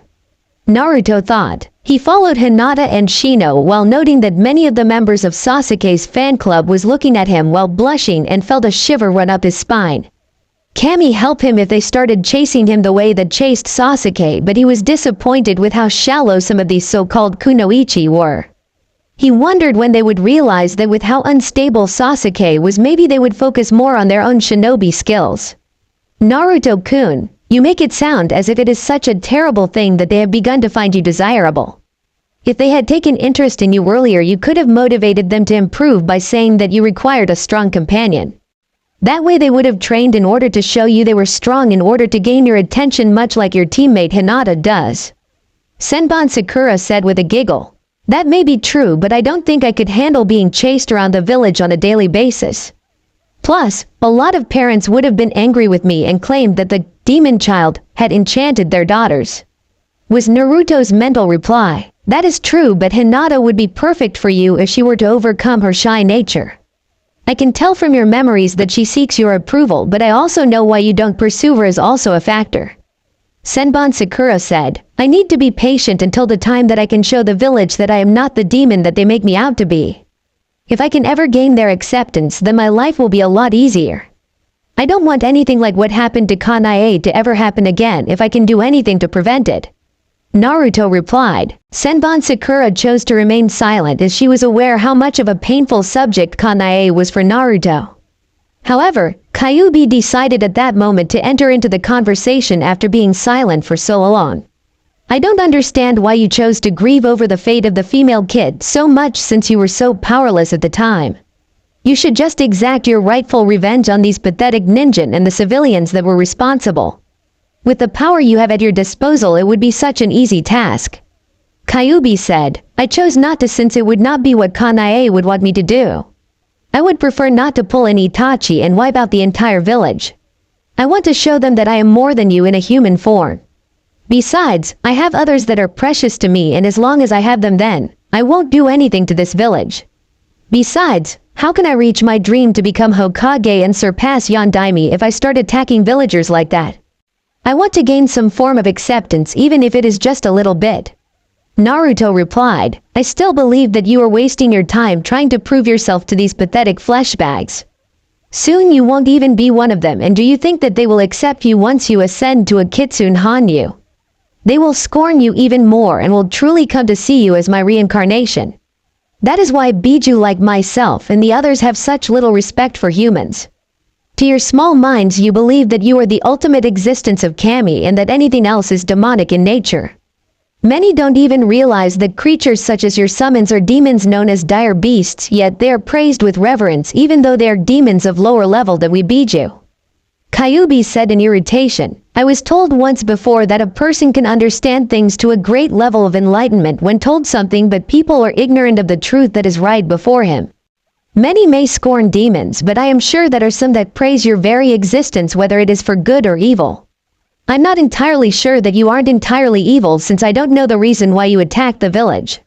I don't know if all that you have done to help me is perhaps some sort of way to manipulate me to help you later to finish what you started. According to legends, Kitsune are known to be tricksters, and I have other manipulate me before when I was younger. That is why I'm not so easily trusting of people. Naruto retorted, you are wise not to be so trusting of me since you don't know my true reasons for helping you. However, if I were to try to manipulate you, then your Zanpakuto spirits would do everything in their power to stop me. However, if your will is weak, then they would have very little power. Until you prove to me that I won't be disgraced by having you as my vessel, then it wouldn't be wise to fully trust me. I will only tell you my reasons once you prove yourself worthy, and you have a long way to go, kid. Kyuubi said with a smirk, I don't know how I can really prove myself to you, but I will continue to follow my own nindo and protect those that are precious to me. I have been hiding behind my mask for so long, and I'm ready to show the world that Naruto Uzumaki isn't the loud-mouthed idiot that always claimed he would become Hokage. I'm going to become the strongest and prove to everyone that I'm a serious shinobi of Konoha.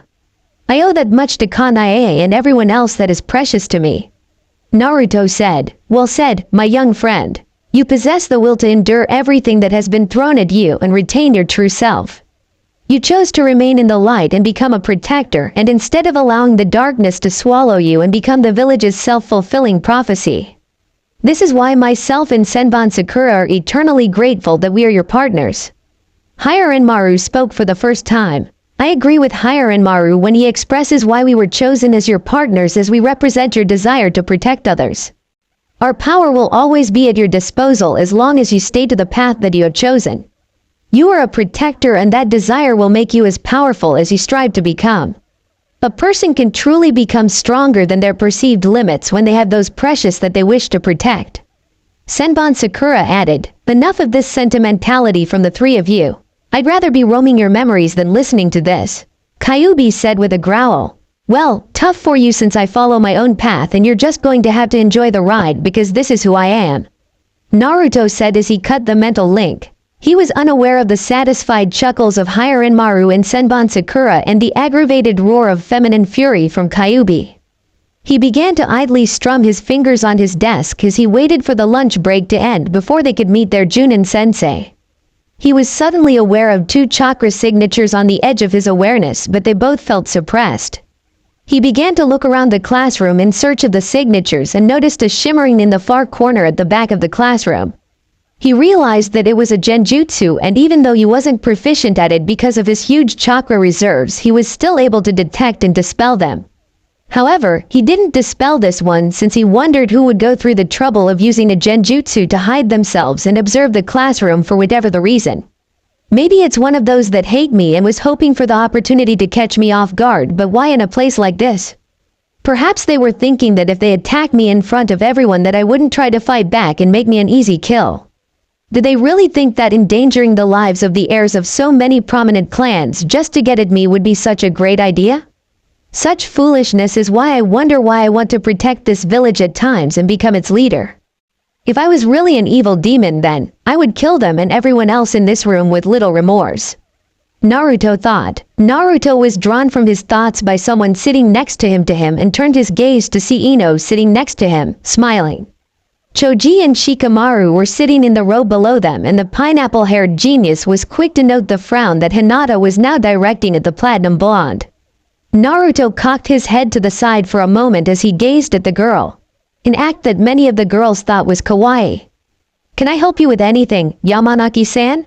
Naruto asked. He still wasn't too sure what to make of one of Sasuke's biggest fangirls. "Don't need to be so formal with me, Naruto-kun. I just wanted to have a talk with you since it's been such a long time since I've seen this side of you." Ino replied, still smiling. "What do you mean by that?" Naruto asked with his head still tilted. Ino leaned closer much to Hinata's growing displeasure. "You know exactly what I mean. This reminds me of the way that you used to act when we first became friends when we were younger. You used to be so cool back then, and I really liked that about you. I don't know why you started acting like a hyperactive, loudmouthed baka in the first place, but I didn't like that at all." Ino whispered with a slight frown. Naruto cocked his head back straight as he stared into her eyes for a moment. He was surprised what he found in her pale blue orbs. There was concern, and unless he was imagining it, affection, and it was all directed at him. He didn't know what to make of this since the only ones to ever look at him in such a way were Hinata and Kanae. "What are you trying to pull, Yamanaki-san? Is this some sort of plot by you and Sakura to get back at me for what I said earlier? Because if it is, it won't work. I'm not as naive as I made myself out to be all these years, and I have my reasons for why I chose to act the way I have in the past," Naruto said. Ino jerked her head back to glare at her fellow blonde. "Why would I do something like that? Forehead girl deserved exactly what she got, and I'm not trying to defend her or anything like that. I'm not as shallow as I seem, and I thought you would have at least remembered that since we used to be friends. I also seem to recall that you ended our friendship after I started acting differently in order to chase after Sasuke. If you were truly my friend then, something like that wouldn't have affected our friendship in the first place," Naruto retorted as he turned his gaze away from her. Shikamaru and the others were now being drawn into the conversation and wondered how Ino would respond. They were all aware of the past history between the two blondes since Ino had went from being one of Naruto's friends to another of the many that would tease him when he acted like an idiot. "I know that I didn't really act like a friend in the past, and I'm sorry about that. I was young, so I was prone to make mistakes, and my biggest mistake was ending our friendship just because I wanted Sasuke to notice me. I made the same mistake with Sakura and I'm still regretting that as well, but I want to at least start making amends with you," Ino replied. "Why would you suddenly have a change of heart after all of this time? Don't tell me that now that I look cool you want me to be the next object of your attention? I'm only interested in people that see me for who I truly am, to consider my precious people. I'm tired of hiding behind the mask that I created 6 years ago to appease others," Naruto said with an edge to his monotone voice. "What do you mean by that, Naruto?" Choji asked. Naruto shifted his gaze to the Akamichi. "I really don't want to talk about that right now, Choji. It's something that I decided to do when I was younger to gain attention, but at the same time it was a stupid idea. I don't understand why you would do something so troublesome. If you acted like what I've seen so far all the time, then you would have been getting a lot of attention just like Sasuke," Shikamaru said. Naruto sighed. "It's not as simple as you make it seem, Shikamaru. There are things about me that many don't know, and because of them I'm not seen in a positive light by others." "What kind of things are you talking about, Naruto-kun?" Ino asked. Naruto was still unaccustomed to the affectionate way she said his name. "I can't talk about things like that since it's a secret of mine, and as a fellow shinobi you know we all have our own secrets." "What kind of secret, Adobe, like you have? While you're at it, tell me about those swords that you have." Sasuke's arrogant voice sounded. Everyone turned their gaze to the Uchiha heir as he stood at the end of the row looking at Naruto with an aloof gaze. The guys in Hinata were constantly sickened by how he seemed to look down on everyone else as if he was superior to everyone. Even Ino began to wonder why she even tried to go after him in the first place. Naruto returned his gaze with a bored one of his own as he tilted his head to the left. Why would you want to know anything about me or my swords, Uchiha? You have constantly made it known that I am unworthy of your attention, so why the sudden interest? Naruto's eyes widened slightly. Don't tell me that you're interested in that way, Sasuke. If so, that would explain why you always turn down all the beautiful girls in the village. I'm going to let you know right now that I don't swing that way, so go find someone else. Naruto said, still in a monotone. Sasuke sputtered for a moment as he glared at Naruto. Many snickers were heard from the guys and a few girls gave Sasuke questionable glances while others glared at Naruto for insinuating their precious Sasuke-kun was gay. I am not gay. I was talking about those two swords on your back and waist. Sasuke snapped. I'm merely calling things as I see them. I know for a fact that any other guy would love to have so many girls chasing after them wanting to be their girlfriends. You even have a lot of the older kunoichi chasing after you and you always turn them down saying you're not interested. What else would you expect me to say after seeing you do that? Naruto replied. Sasuke glared for a moment longer before a smirk crossed his face. You're just saying that since none of them would even bother to look at you. You think that just because you changed your look that they will start liking you all of a sudden. Forget it, because no one would ever want a doby like you. Why would any girl in their right mind want a no-talent clanless loser like you? I don't know how you managed to sweet-talk the Hokage into passing you, but I'm glad you're not on my team since you would be nothing but dead weight. I wouldn't mind being Naruto's girlfriend, was the collective thought of Hinata, Ino and many other girls, but Naruto was unaware of this. Naruto returned his smirk with a deadpan look. You have no idea how glad I'm not on your team. I don't think I would be able to concentrate on anything else since I'll always have to keep looking over my shoulder to make sure you're not trying anything. I would never be able to live with the shame if you actually managed to succeed, and I would be scared for life.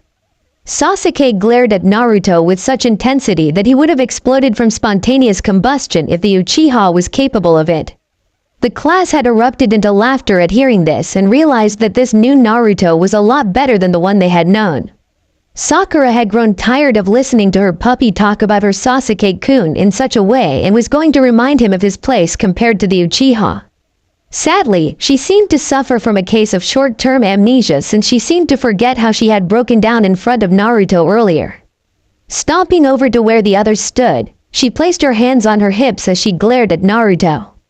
Naruto baka, take back what you said about Sasuke-kun. Sakura screeched. Naruto seemed to wince as he shifted his gaze to her. Will you tone it down, you pink-haired banshee?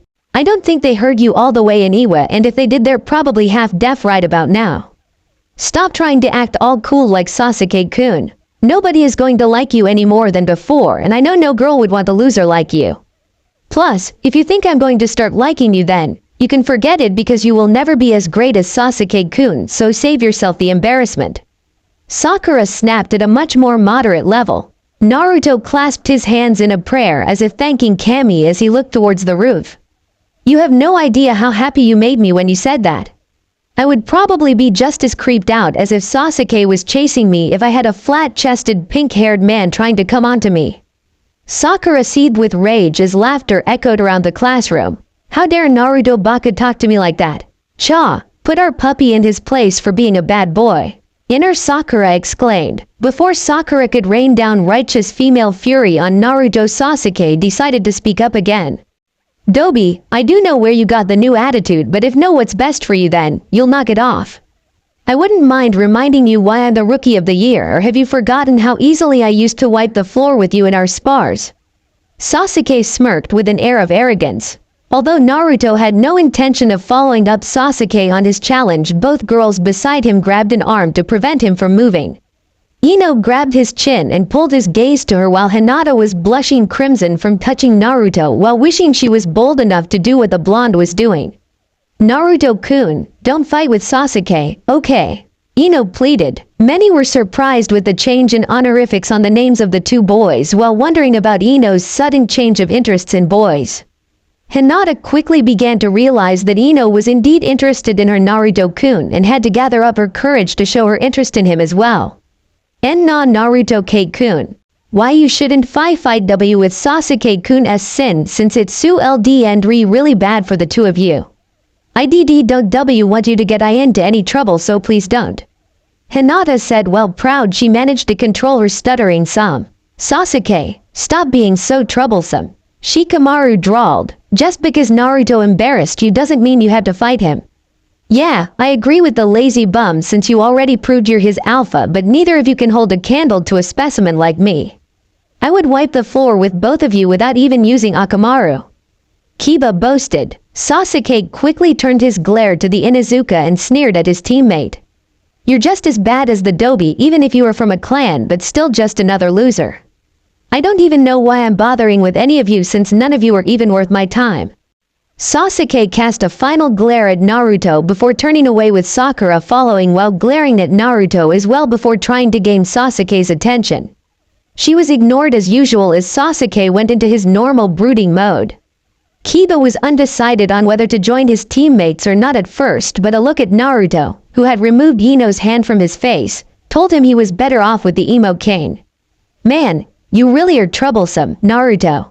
Shikamaru said while scratching his head. I have no clue what you are implying, Shikamaru. I wasn't the one that started it so how come I get to be the troublesome one? Naruto retorted. Shikamaru sighed. You're such a troublesome blonde. I still wonder where he got those swords from but I'll ask him later. Naruto smirked at the boy before turning his attention to the two girls.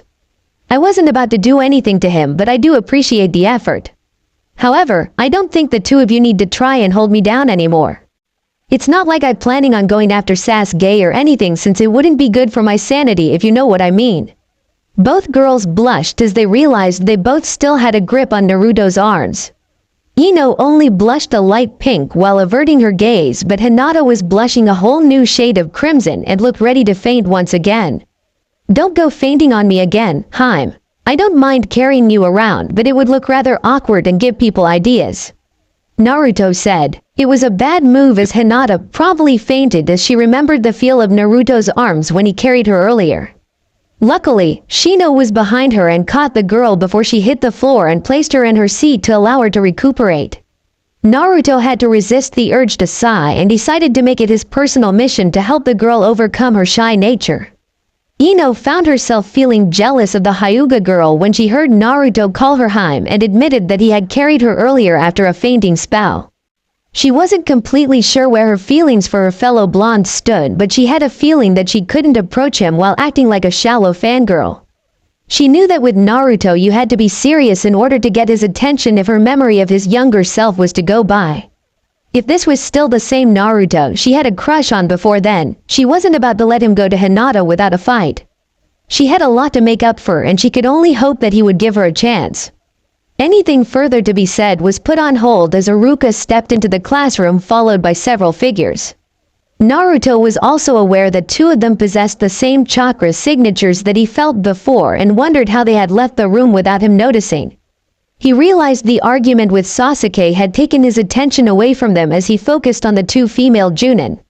One had long wavy, black hair that was about shoulder length and exotic crimson orbs that reminded him of Kyuubi's. She was dressed in a battle dress that seemed to be made of large bandage wrappings with stripes of black running along the center of each band. Fishnet armor covered her exposed cleavage area while a red sleeve was on her right arm while her other was missing. Bandage wrappings covered her forearms and much of her hands while he could also see some beneath her battle dress as well. Lastly, she wore black shinobi sandals while her hite-8 was on her forehead but Naruto could see no visible weapons so he assumed they were hidden on her person.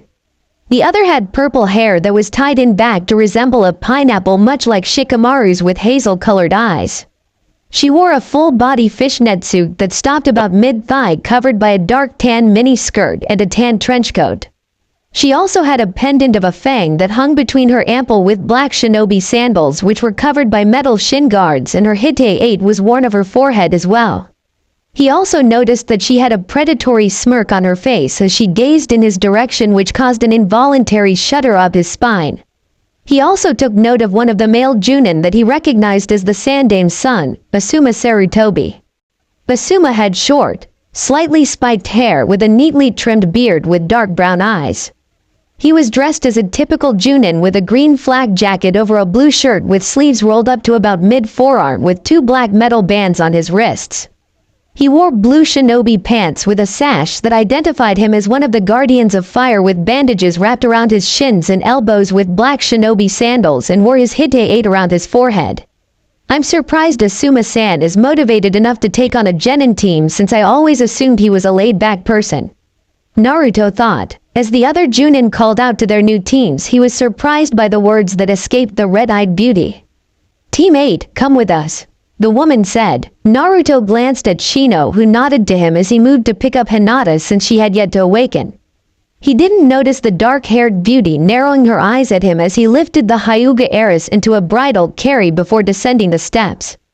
He also didn't notice the jealous look Ino was directing at the unconscious girl. Choji and Shikamaru noticed, while knowing the blonde now had another rivalry with another girl for a boy she was interested in. 2 women looked over their 3 new charges for the purple-haired beauty spoke for the first time. "Alright, meet us at Training Ground 8 in 20 minutes, Gakis," the woman said before both vanished in a shushin. "Oh, man, Training Ground 8 is all the way on the other side of the village. It will take us about 25 minutes to get there since I had to carry Hinata," Naruto said. "We had best hurry since I believe this is probably some sort of test. We must make a good impression if we want to be taken seriously." Shino said. "Let's take the window then," Naruto said as he made a dash to the open window. He bounded out the window and began to roof hop towards their destination with Shino close on his heels. The blonde knew that he could make it in less than 20 minutes if he really wanted to, but that meant he would leave Shino behind, and he wasn't going to do so. It was better that he matched the stoic Aburame's pace so that they arrived as a team even if they end up being late. It came as a surprise to him when the Aburame suddenly passed him and couldn't hide the smirk that came to his face. Maybe he wasn't the only one that hit a lot of his potential in school, since he had a feeling that some of his classmates had held back in the academy. Picking up his pace to match Shino's, the trio was bounding across the rooftops of Konoha at low chunin speeds. A few minutes later, both shinobi landed in the clearing that represented Training Ground 8 to find both women standing there waiting for them. The training ground was mainly a clearing surrounded by forest with a lake set near the far eastern edge that was fed by a waterfall. The 2 women took note of the appearance of their 2 male students and noted that Naruto appeared to be perfectly fine while Shino was slightly out of breath. They were not surprised by Naruto, since any shinobi of the Leaf Chunin and above was aware of the blonde's unnatural stamina. As the 2 women continued to stare at them, Naruto decided it was time to rouse Hinata from her fainting spell. "Haim, it's time for you to wake up," Naruto said in a gentle tone as he lightly shook the girl in his arms. Hinata gave a soft groan as she slowly opened her eyes, only to blink a few times as she got accustomed with the sudden sunlight. It took a few moments to clear her vision, and she blushed when she realized her predicament of once again having Naruto carry her after another one of her fainting spells. She probably would have fainted again if it was not for the red-eyed beauty clearing her throat to draw attention to her. "Since Hinata-chan is awake, how about we get everything started, shall we? First, let's have some introductions so that we can learn a little about each other. I will go first to give you the idea of what I'm expecting to hear. My name is Kurenai Yuhi and I'm a recently promoted Junin. My likes are tea ceremonies, gardening and teriyaki fish. My dislikes are perverts and those that think kunoichi aren't as capable as males because of our more slender builds. My dream is to make sure that the 3 of you advance in your shinobi careers, and my specialty is genjutsu." Kurenai said. "My name is Anko Mitarashi and I'm a Junin specializing in torture and interrogation. My likes are dango, red bean soup, and poisons, while I have a strong dislike for a certain hubby pedophile traitor and those that misjudge others for the crimes of others. My dreams are a little mature for you 3 Gakis and my specialty is assassination and stealth." Anko said. "Okay, you first, pale eyes." Hinata blushed and took a deep breath. "My name is Hinata Hyuga. My likes are my sister, cinnamon buns, and flower pressing." "My likes," She paused to take another breath. I dislike people that are cruel or mean to others, and my dream is to one day unite the Hyuga main and branch families when I become clan head. My specialty is Hyuga Taijutsu. I almost managed to completely control my stuttering. Maybe if I spend more time with Naruto-kun I can gain more confidence to be around him. Sunglasses, you're up next. Anko said. If Shino was offended by the comment he didn't show it. My name is Shino Aburame. My likes are our family Kikai insects, collecting insects, and breeding new species to integrate new species into our family hive. My dislikes are pesticides, those that harm insects, and people that prejudice of others for reasons beyond their control. My dream is to surpass my father in the amount of hives I can sustain in my body and to become a strong clan head one day. My specialty is my family jutsus, Shino said while pushing up his glasses. Blondie, you're last, so make it good. Anko said with a smirk. My name is Naruto Uzumaki. My likes are training, learning new jutsus, and my precious people. My dislikes are those that judge people for a burden that they had no choice in instead of getting to know them. My dream is to become the strongest that I can possibly become so I can be Hokage and show everyone who I really am. My specialties lie in my use of Kenjutsu, Ninjutsu, and Taijutsu. Naruto replied in his normal monotone. I've been wondering since I first saw those swords, and I would like to know who gave them to you and who trained you, Naruto-kun. Kurenai asked. I was given these swords by two very special friends, and they are an extension of my soul as I use them. I was trained by a few of the Anbu that used to watch over me when I was younger. Naruto replied. I was also wondering why the two of you were hiding with a genjutsu during class earlier. I now have a pretty good guess, but I want to be sure I'm close. Oh, I'm surprised you noticed this since Kurenai-chan is considered the best genjutsu user in all of Hai no Kuni. As to why we were there, it was because we want to get first look at our future genin. Anko replied, because of my unique situation I had to be extra aware of my surroundings at all times. I may not be good at using genjutsu, but I'm pretty good at detecting and dispelling them. Plus, I kind of figured that was why the two of you were there, but I'm also wondering why we were given two senseis instead of the usual one. Naruto said, I guess I can answer you on that one, but I want to know if you want Hinata and Shino to know as well. Kurenai replied. Naruto was confused by what she meant. Does she intend to tell them about me being the Jinchuriki for Kyuubi or about my mask that I used to wear? Kurenai noticed his confusion. I'm talking about you hiding your true shinobi skills for so many years. I wasn't aware that you knew of my true skill level. Naruto said, I used to be a part of your security detail, so I used to train you from time to time, but you would remember me as the Hubby Anbo. I let Kurenai know since she came across your training ground one day and told me about what she saw, so I told her everything that I knew about you. Actually, you would be quite surprised by how many Junin really wanted to be your sensei over all the other genin hopefuls. Anko said, Kurenai sensei, what do you mean by Naruto-san's true skill? He is a genin like Hinata and myself, so he shouldn't be that skilled since I saw that much of his academy instruction was sabotaged by the staff. Shino inquired. What I mean to say that since Naruto was 5 years old he has been trained by members of Anbu because of his special situation here in the village. It was also because of this situation that he chose to hide his skill while he was attending academy for the past 6 years. I wouldn't say that Naruto is as strong as a Junin, but he is a lot stronger than most genin, and I would put him around mid-Chunin level in skills after witnessing his training from time to time. Kurenai replied with a small smile. No, what kind of special situation was Naruto-kun in? Hinata asked, shyly while glancing at her crush. I'm afraid I can't tell the two of you about that just yet, Haim.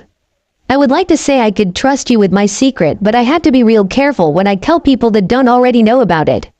Hopefully, I will be able to tell the both of you, but I had to be sure that I can completely trust you since this secret could easily change your opinion of me. Naruto replied. Hinata and Shino nodded since Naruto had already told them the same thing earlier and hadn't changed their goal to one day learn his big secret. Anko and Kurenai shared a brief glance with each other before deciding to tell their potential students why they were here in the first place. Okay. We'll talk about that more later, but for now we have a genin exam to the three of you to prove if you have what it takes to be true genin. Anko said. What do you mean, Anko-sensei? Naruto asked. What I mean that out of the total 27 genin that graduated from the academy, that only 9 can be selected to become official Konoha genin. The academy exam was only a preliminary test to weed out those that lack the abilities to become genin. It is up to the Junin instructors to administer the final test of their own choice.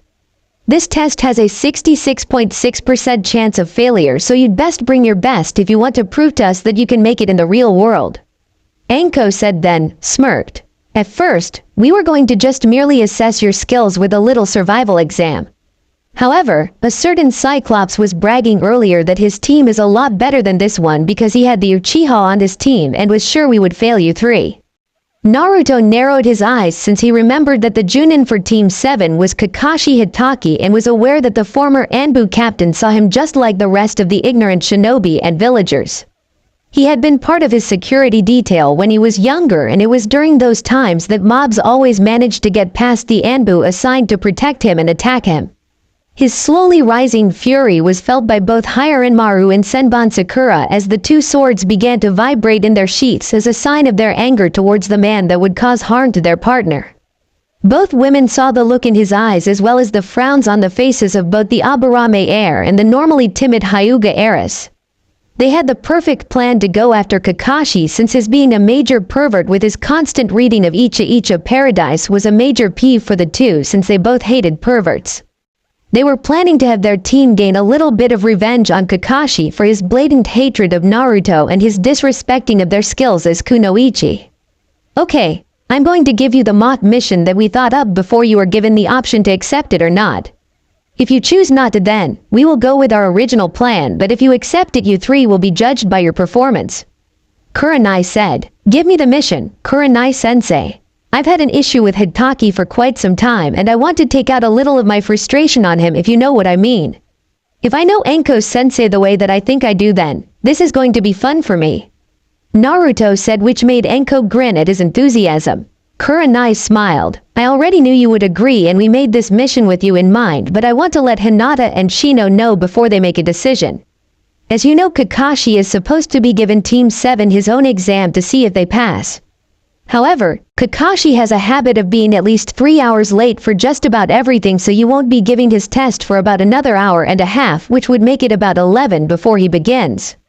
The mission that we have for you is Kakashi has a certain little orange book in his possession that he highly values. The mission is for the 3 of you to wait until he begins his test to attack him and retrieve the book from him, which is normally kept in his rear pouch, and return it to us.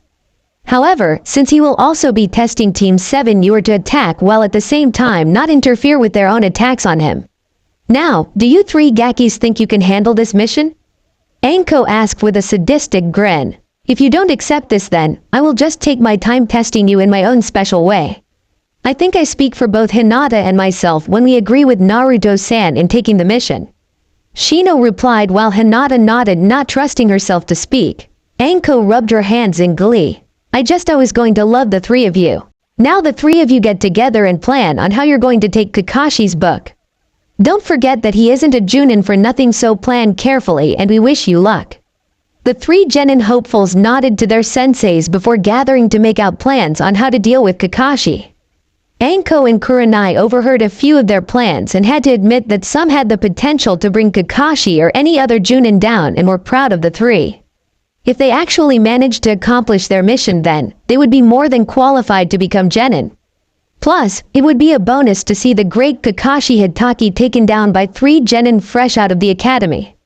It was a while longer before the 3 decided on an initial plan as well as several backups.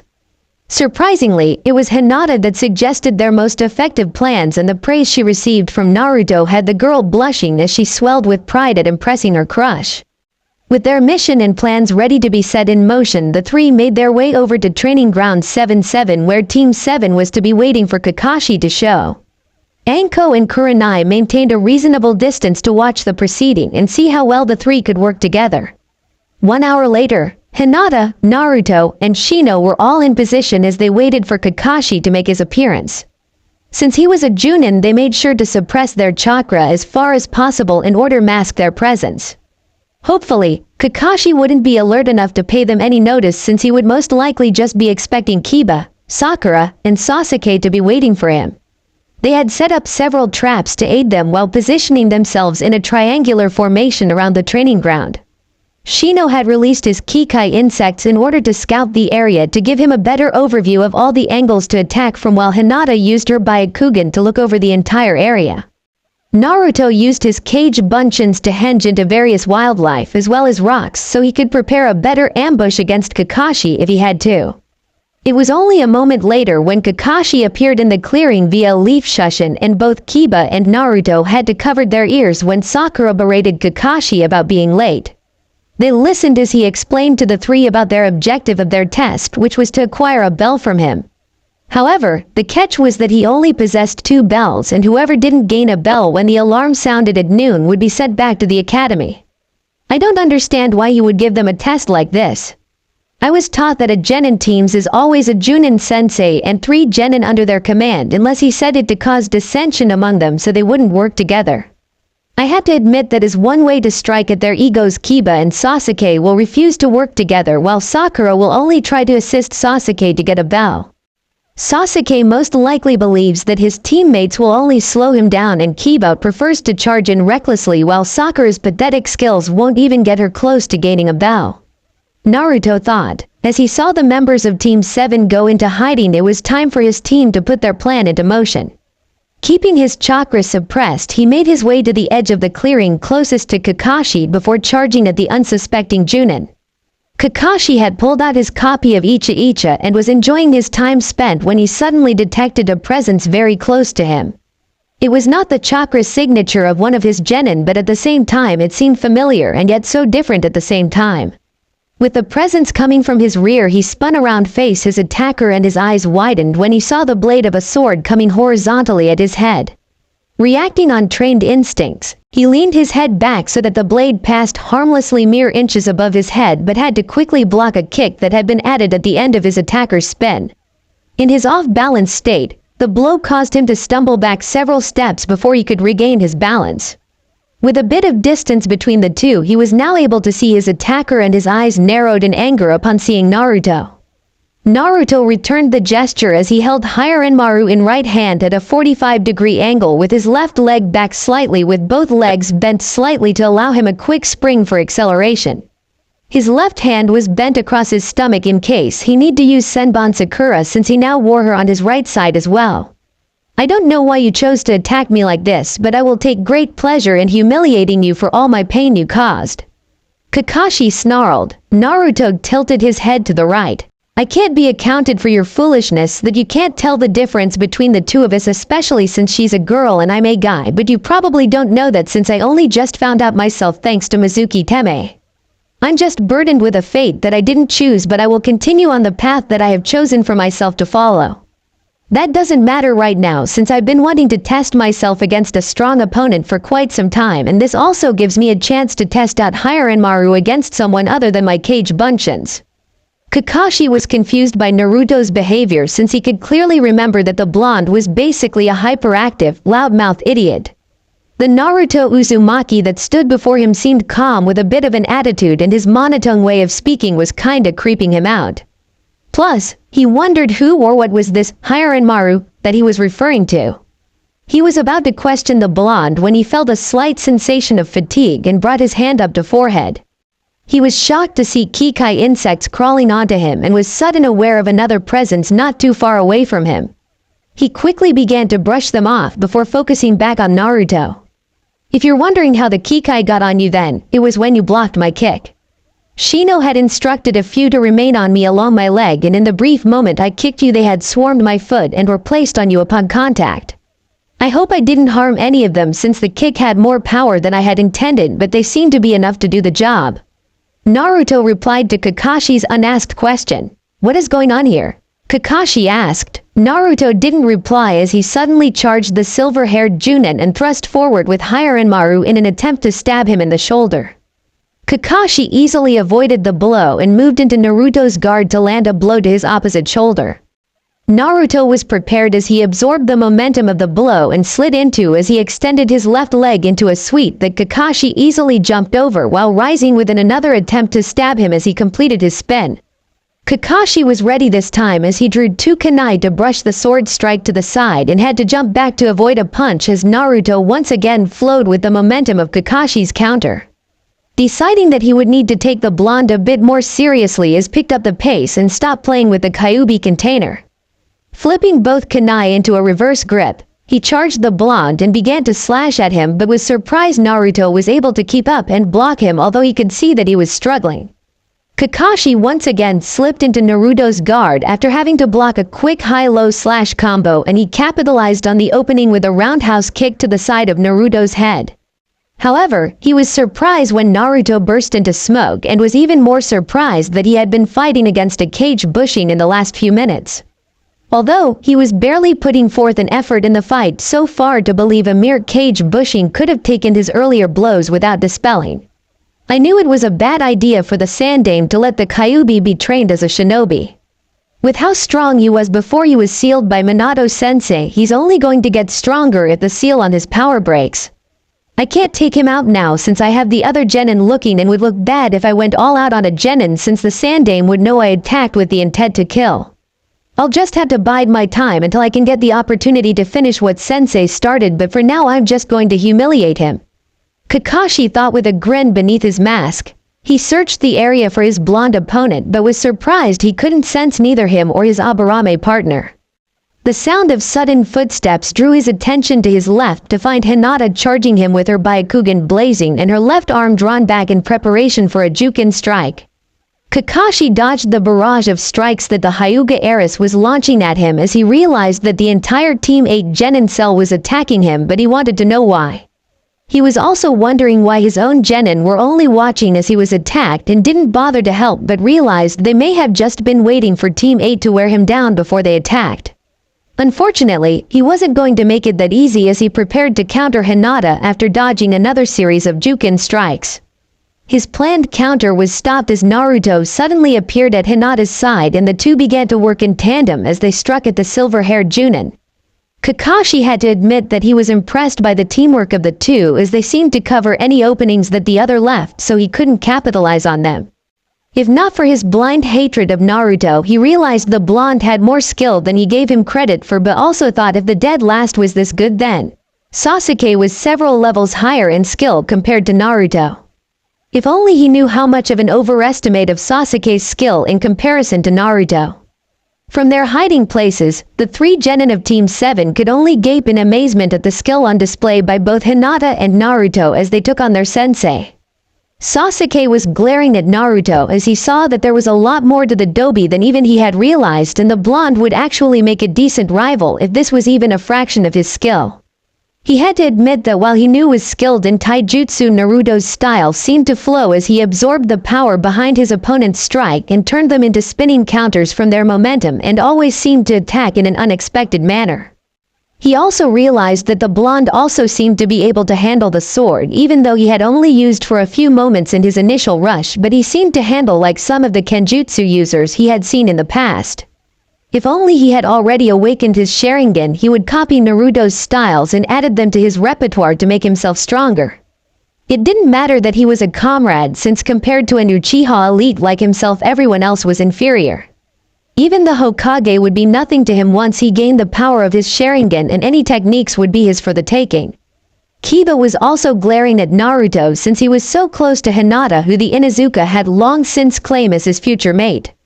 He watched Naruto's show of skill, but in his mind he was still an alpha and his skills were far greater than Naruto's. He rationalized that since Hinata was from the prestigious Hyuga clan, she would never associate with a clanless dobi such as Naruto. He actually seemed to think that Hinata's fainting spells around the blonde was her way of displaying her disgust for Naruto, but as a blonde he was too stupid to take the hint and leave his woman alone.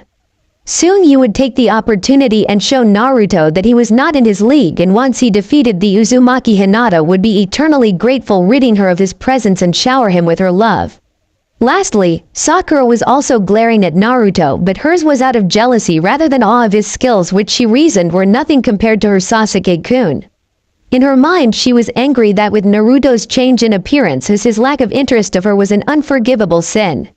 It didn't help that her number one rival for Sasuke's affection now seemed to be interested in him along with Hinata, who had always had a major crush on the blonde for years.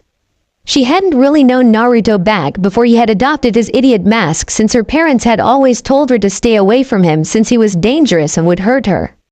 It was only when she had become friends with Ino that their friendship had lasted for only a month before her and Ino split when they began chasing Sasuke. She hadn't really realized that this was also around the same time that Naruto's personality took a complete 180. She just couldn't see why so many girls would start taking a sudden interest in Naruto after his change, but she knew that one way or another she was going to make Naruto fall for her again. She was going to remind him that his place was at her side, making her feel good about herself, and she wasn't going to let another girl take her puppy away. Meanwhile, Shino had also joined in on the attack, but he chose to keep a mid-range attack pattern since as an Aburame taijutsu wasn't his strong point.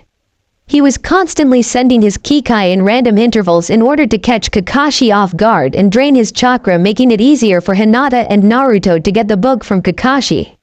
Naruto had once again Hiranmaru, and Kakashi learned a quick lesson that by drawing a stalemate against the sword caused his weapons to begin to freeze. He figured that Naruto was channeling chakra through the blade, which seemed to combine Suiden and Futen elemental chakra in order to create a Hyoden affect. This once again made him wonder where Naruto got his swords and who created them for him, or if this was merely a part of his abilities as Kyuubi that he had regained over the years. He knew that engaging them only in taijutsu was a waste since they seemed to have solid teamwork between the three, so decided it was time for a little ninjutsu in order to even the odds. Parrying another Jukin strike from Hinata and leaping away to gain some distance before Naruto could lash out him with his sword. Flashing through a series of hand seals before the three could attack him again, he brought his thumb and pointer finger up to his masked lips. "Kaden, Gokakyu no Jutsu," Kakashi exclaimed, as he released a huge fireball at Hinata and Naruto. Fire release, Grand Fireball technique. Naruto realized that because of the amount chakra in the attack, the jutsu was rather large, but he knew he could easily avoid it. However, he wasn't sure that Hinata would be able to avoid it, and he wouldn't allow any harm to come to his Hime. He received a mental nod from Hiranmaru as he prepared to unleash his second Zanpakuto for the first time other than in training. Soden ni Zace, Hiranmaru. Naruto intoned as he swung his sword forward as if to slash the jutsu despite the distance between them. Sit upon the frozen heavens, ice rain. Everyone that witnessed the move was shocked when a large icy blue dragon sprung forth from the tip of his sword with gleaming red eyes and a gaping maw. The dragon was actually larger than the fireball and completely engulfed the jutsu as it continued forward towards a still shocked Kakashi. The silver-haired Junin got over his shock and rolled to the side, but unfortunately his left leg was caught in the blast and was encased in a solid block of ice. The dragon continued past Kakashi and slammed into the ground, creating a solid spike of ice as the attack ended. With his leg frozen, Kakashi once again turned his gaze to Naruto, or more specifically the sword in his hand. He noticed that sword appeared the same with the exception of the icy vapor that surrounded the blade and the chain that connected to a small dagger that was held in Naruto's opposite hand. "What was that?" Kakashi asked with shock evident in his voice. "Sorry, but any good shinobi doesn't just reveal their techniques to others even if they're comrades. Besides, I don't trust you in the slightest, so you definitely won't get an answer out of me," Naruto replied. Kakashi began to struggle to his right foot while trying to think of a way that would quickly thaw out his frozen leg. He wasn't allowed much time to relax as Naruto suddenly vanished from his sight as he heard a sudden swoosh sound behind him before the tip of Hiranmaru was pressed against his lower spine. He looked over his shoulder to see that Naruto was standing behind him with the same bored expression of his face he had the entire time. "Sorry, but this game is over, Hitaki-san. With your leg frozen and my sword aimed for a disabling blow, you don't have many options. Especially now that Shino has managed to cover you with his Kikai and Hime is ready to disable you with a few Jukin strikes," Naruto said. Kakashi realized that Naruto was right as he realized the situation that he was now in. If he made a move, he could either be struck by Hinata or Naruto and drained of his chakra by Shino, which would leave him completely helpless either way.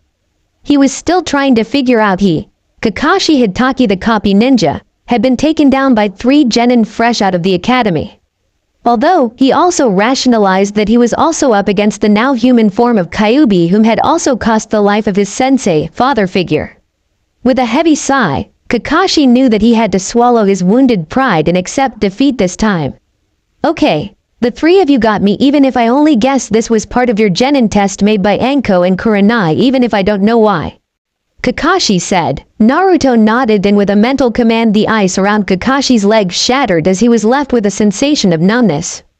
It would take him a few minutes to get enough chakra flow through his leg in order to restore proper movement. The three genin moved out of their finishing positions and stepped back a few feet from Kakashi.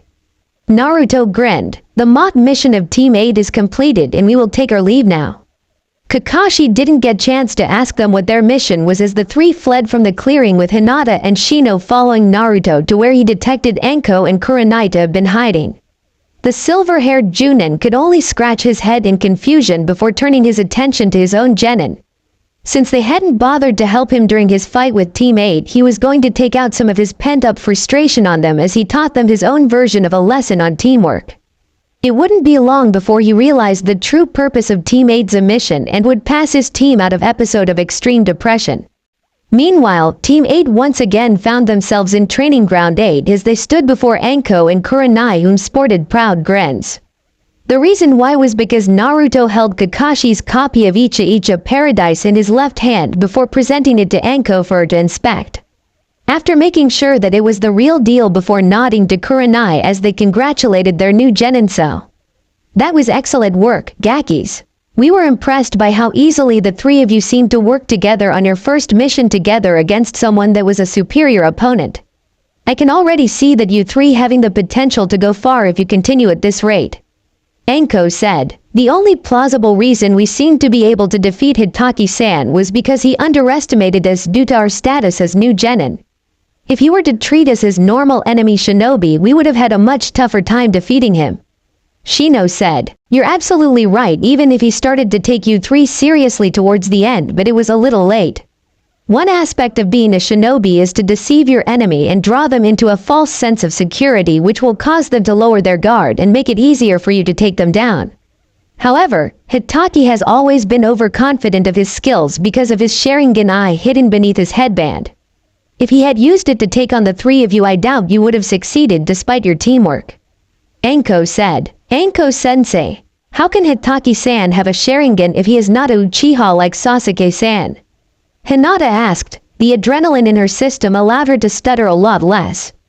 Back when Kakashi was on Yondaime-sama's genin team, he was teamed with an Uchiha named Obito and a girl named Rin. During the last war, Kakashi lost his left eye in battle while Obito had been caught in a rock slide made by the enemy. Rin was a capable med nin and at Obito's request replaced Kakashi's missing eye with Obito's recently awakened Sharingan eye. This was the day Kakashi began his legacy to be known as the Sharingan Kakashi, the man who has copied 1,000 jutsus. Kurenai replied. Naruto scoffed. That is one of the reasons I never really liked the Uchiha and their belief they were superior to everyone else. They stole the hard-earned success of other shinobi even if it was an ally and made it seem like the skill was theirs to begin with. Their Kekkei Genkei allows them to learn things so much easier than others since all they had to do is copy someone else's techniques. It's not as simple as it seems because even Kakashi has admitted that certain jutsus are next to impossible for him to have used more than once. I don't really know what he meant by that, but back when the Uchiha clan was still in Konoha, they kept the secrets of their Kekkei Genkei closely guarded. To this day, many still believe that there is more to the abilities of the Sharingan than they told the Council of Konoha. Anko said, I feel sorry for the day Sasuke tries to copy a technique from me since he'll learn the hard way that some of my techniques come with a price that only I can pay. I already know that he was most likely trying to copy what I was doing in my fight with Hitaki and is probably going to demand I give him my sword or show him some of my techniques but won't get anything from me. He may get pampered by the civilians and some of the shinobi since he's the last Uchiha, but to me he's nothing more than a spoiled Gaki and I have my own special way of dealing with those type of people. Naruto said with a smirk. Kurenai had to resist the urge to shudder as she realized how much Anko had trained Naruto when he was younger since the grin was reminiscent of hers whenever she was about to torture some unlucky soul in her own special way. She glanced at her close friend and saw an almost identical smirk on her face and could only mentally groan while hoping she didn't have to deal with a male and female Anko on a regular basis. She didn't need Shino and especially Hinata being traumatized by them or Hinata learning Anko's seduction techniques to use on Naruto. Although, she would be the first to admit that this new Naruto seemed a lot more attentive than he was during the academy and had to remind herself that it was merely because of his mask that he created. She clapped her hands to draw the full attention to herself before she addressed the three genin on their next activity for the day. Well, that's enough of that for today, since we would like to officially announce the three of you as the new Team 8 under our command. As a reward for such a complete success, we will take you three out to eat. While we're at it, you can explain your plan to us and we will give you some advice on ways you could have improved even if it wasn't by much since your teamwork was spectacular. Kurenai said. The three nodded and followed the two women as they made their way back towards Konoha's business district. They all laughed with how excited Anko became when she decided for everyone they were going to the dango shop and was walking at a rushed pace since they chose not to roof hop so they could talk more along the way. As Naruto walked alongside his larger group of comrades, he realized that his list of precious people were growing and wondered what other surprises should he expect in the near future. He knew that as long as he had his team to back him, he would face any enemy that stood before him as he continued on his path to greatness and show everyone that ever tried to put him down their mist. That's all for my now. If you enjoy, then please like, share and do comments.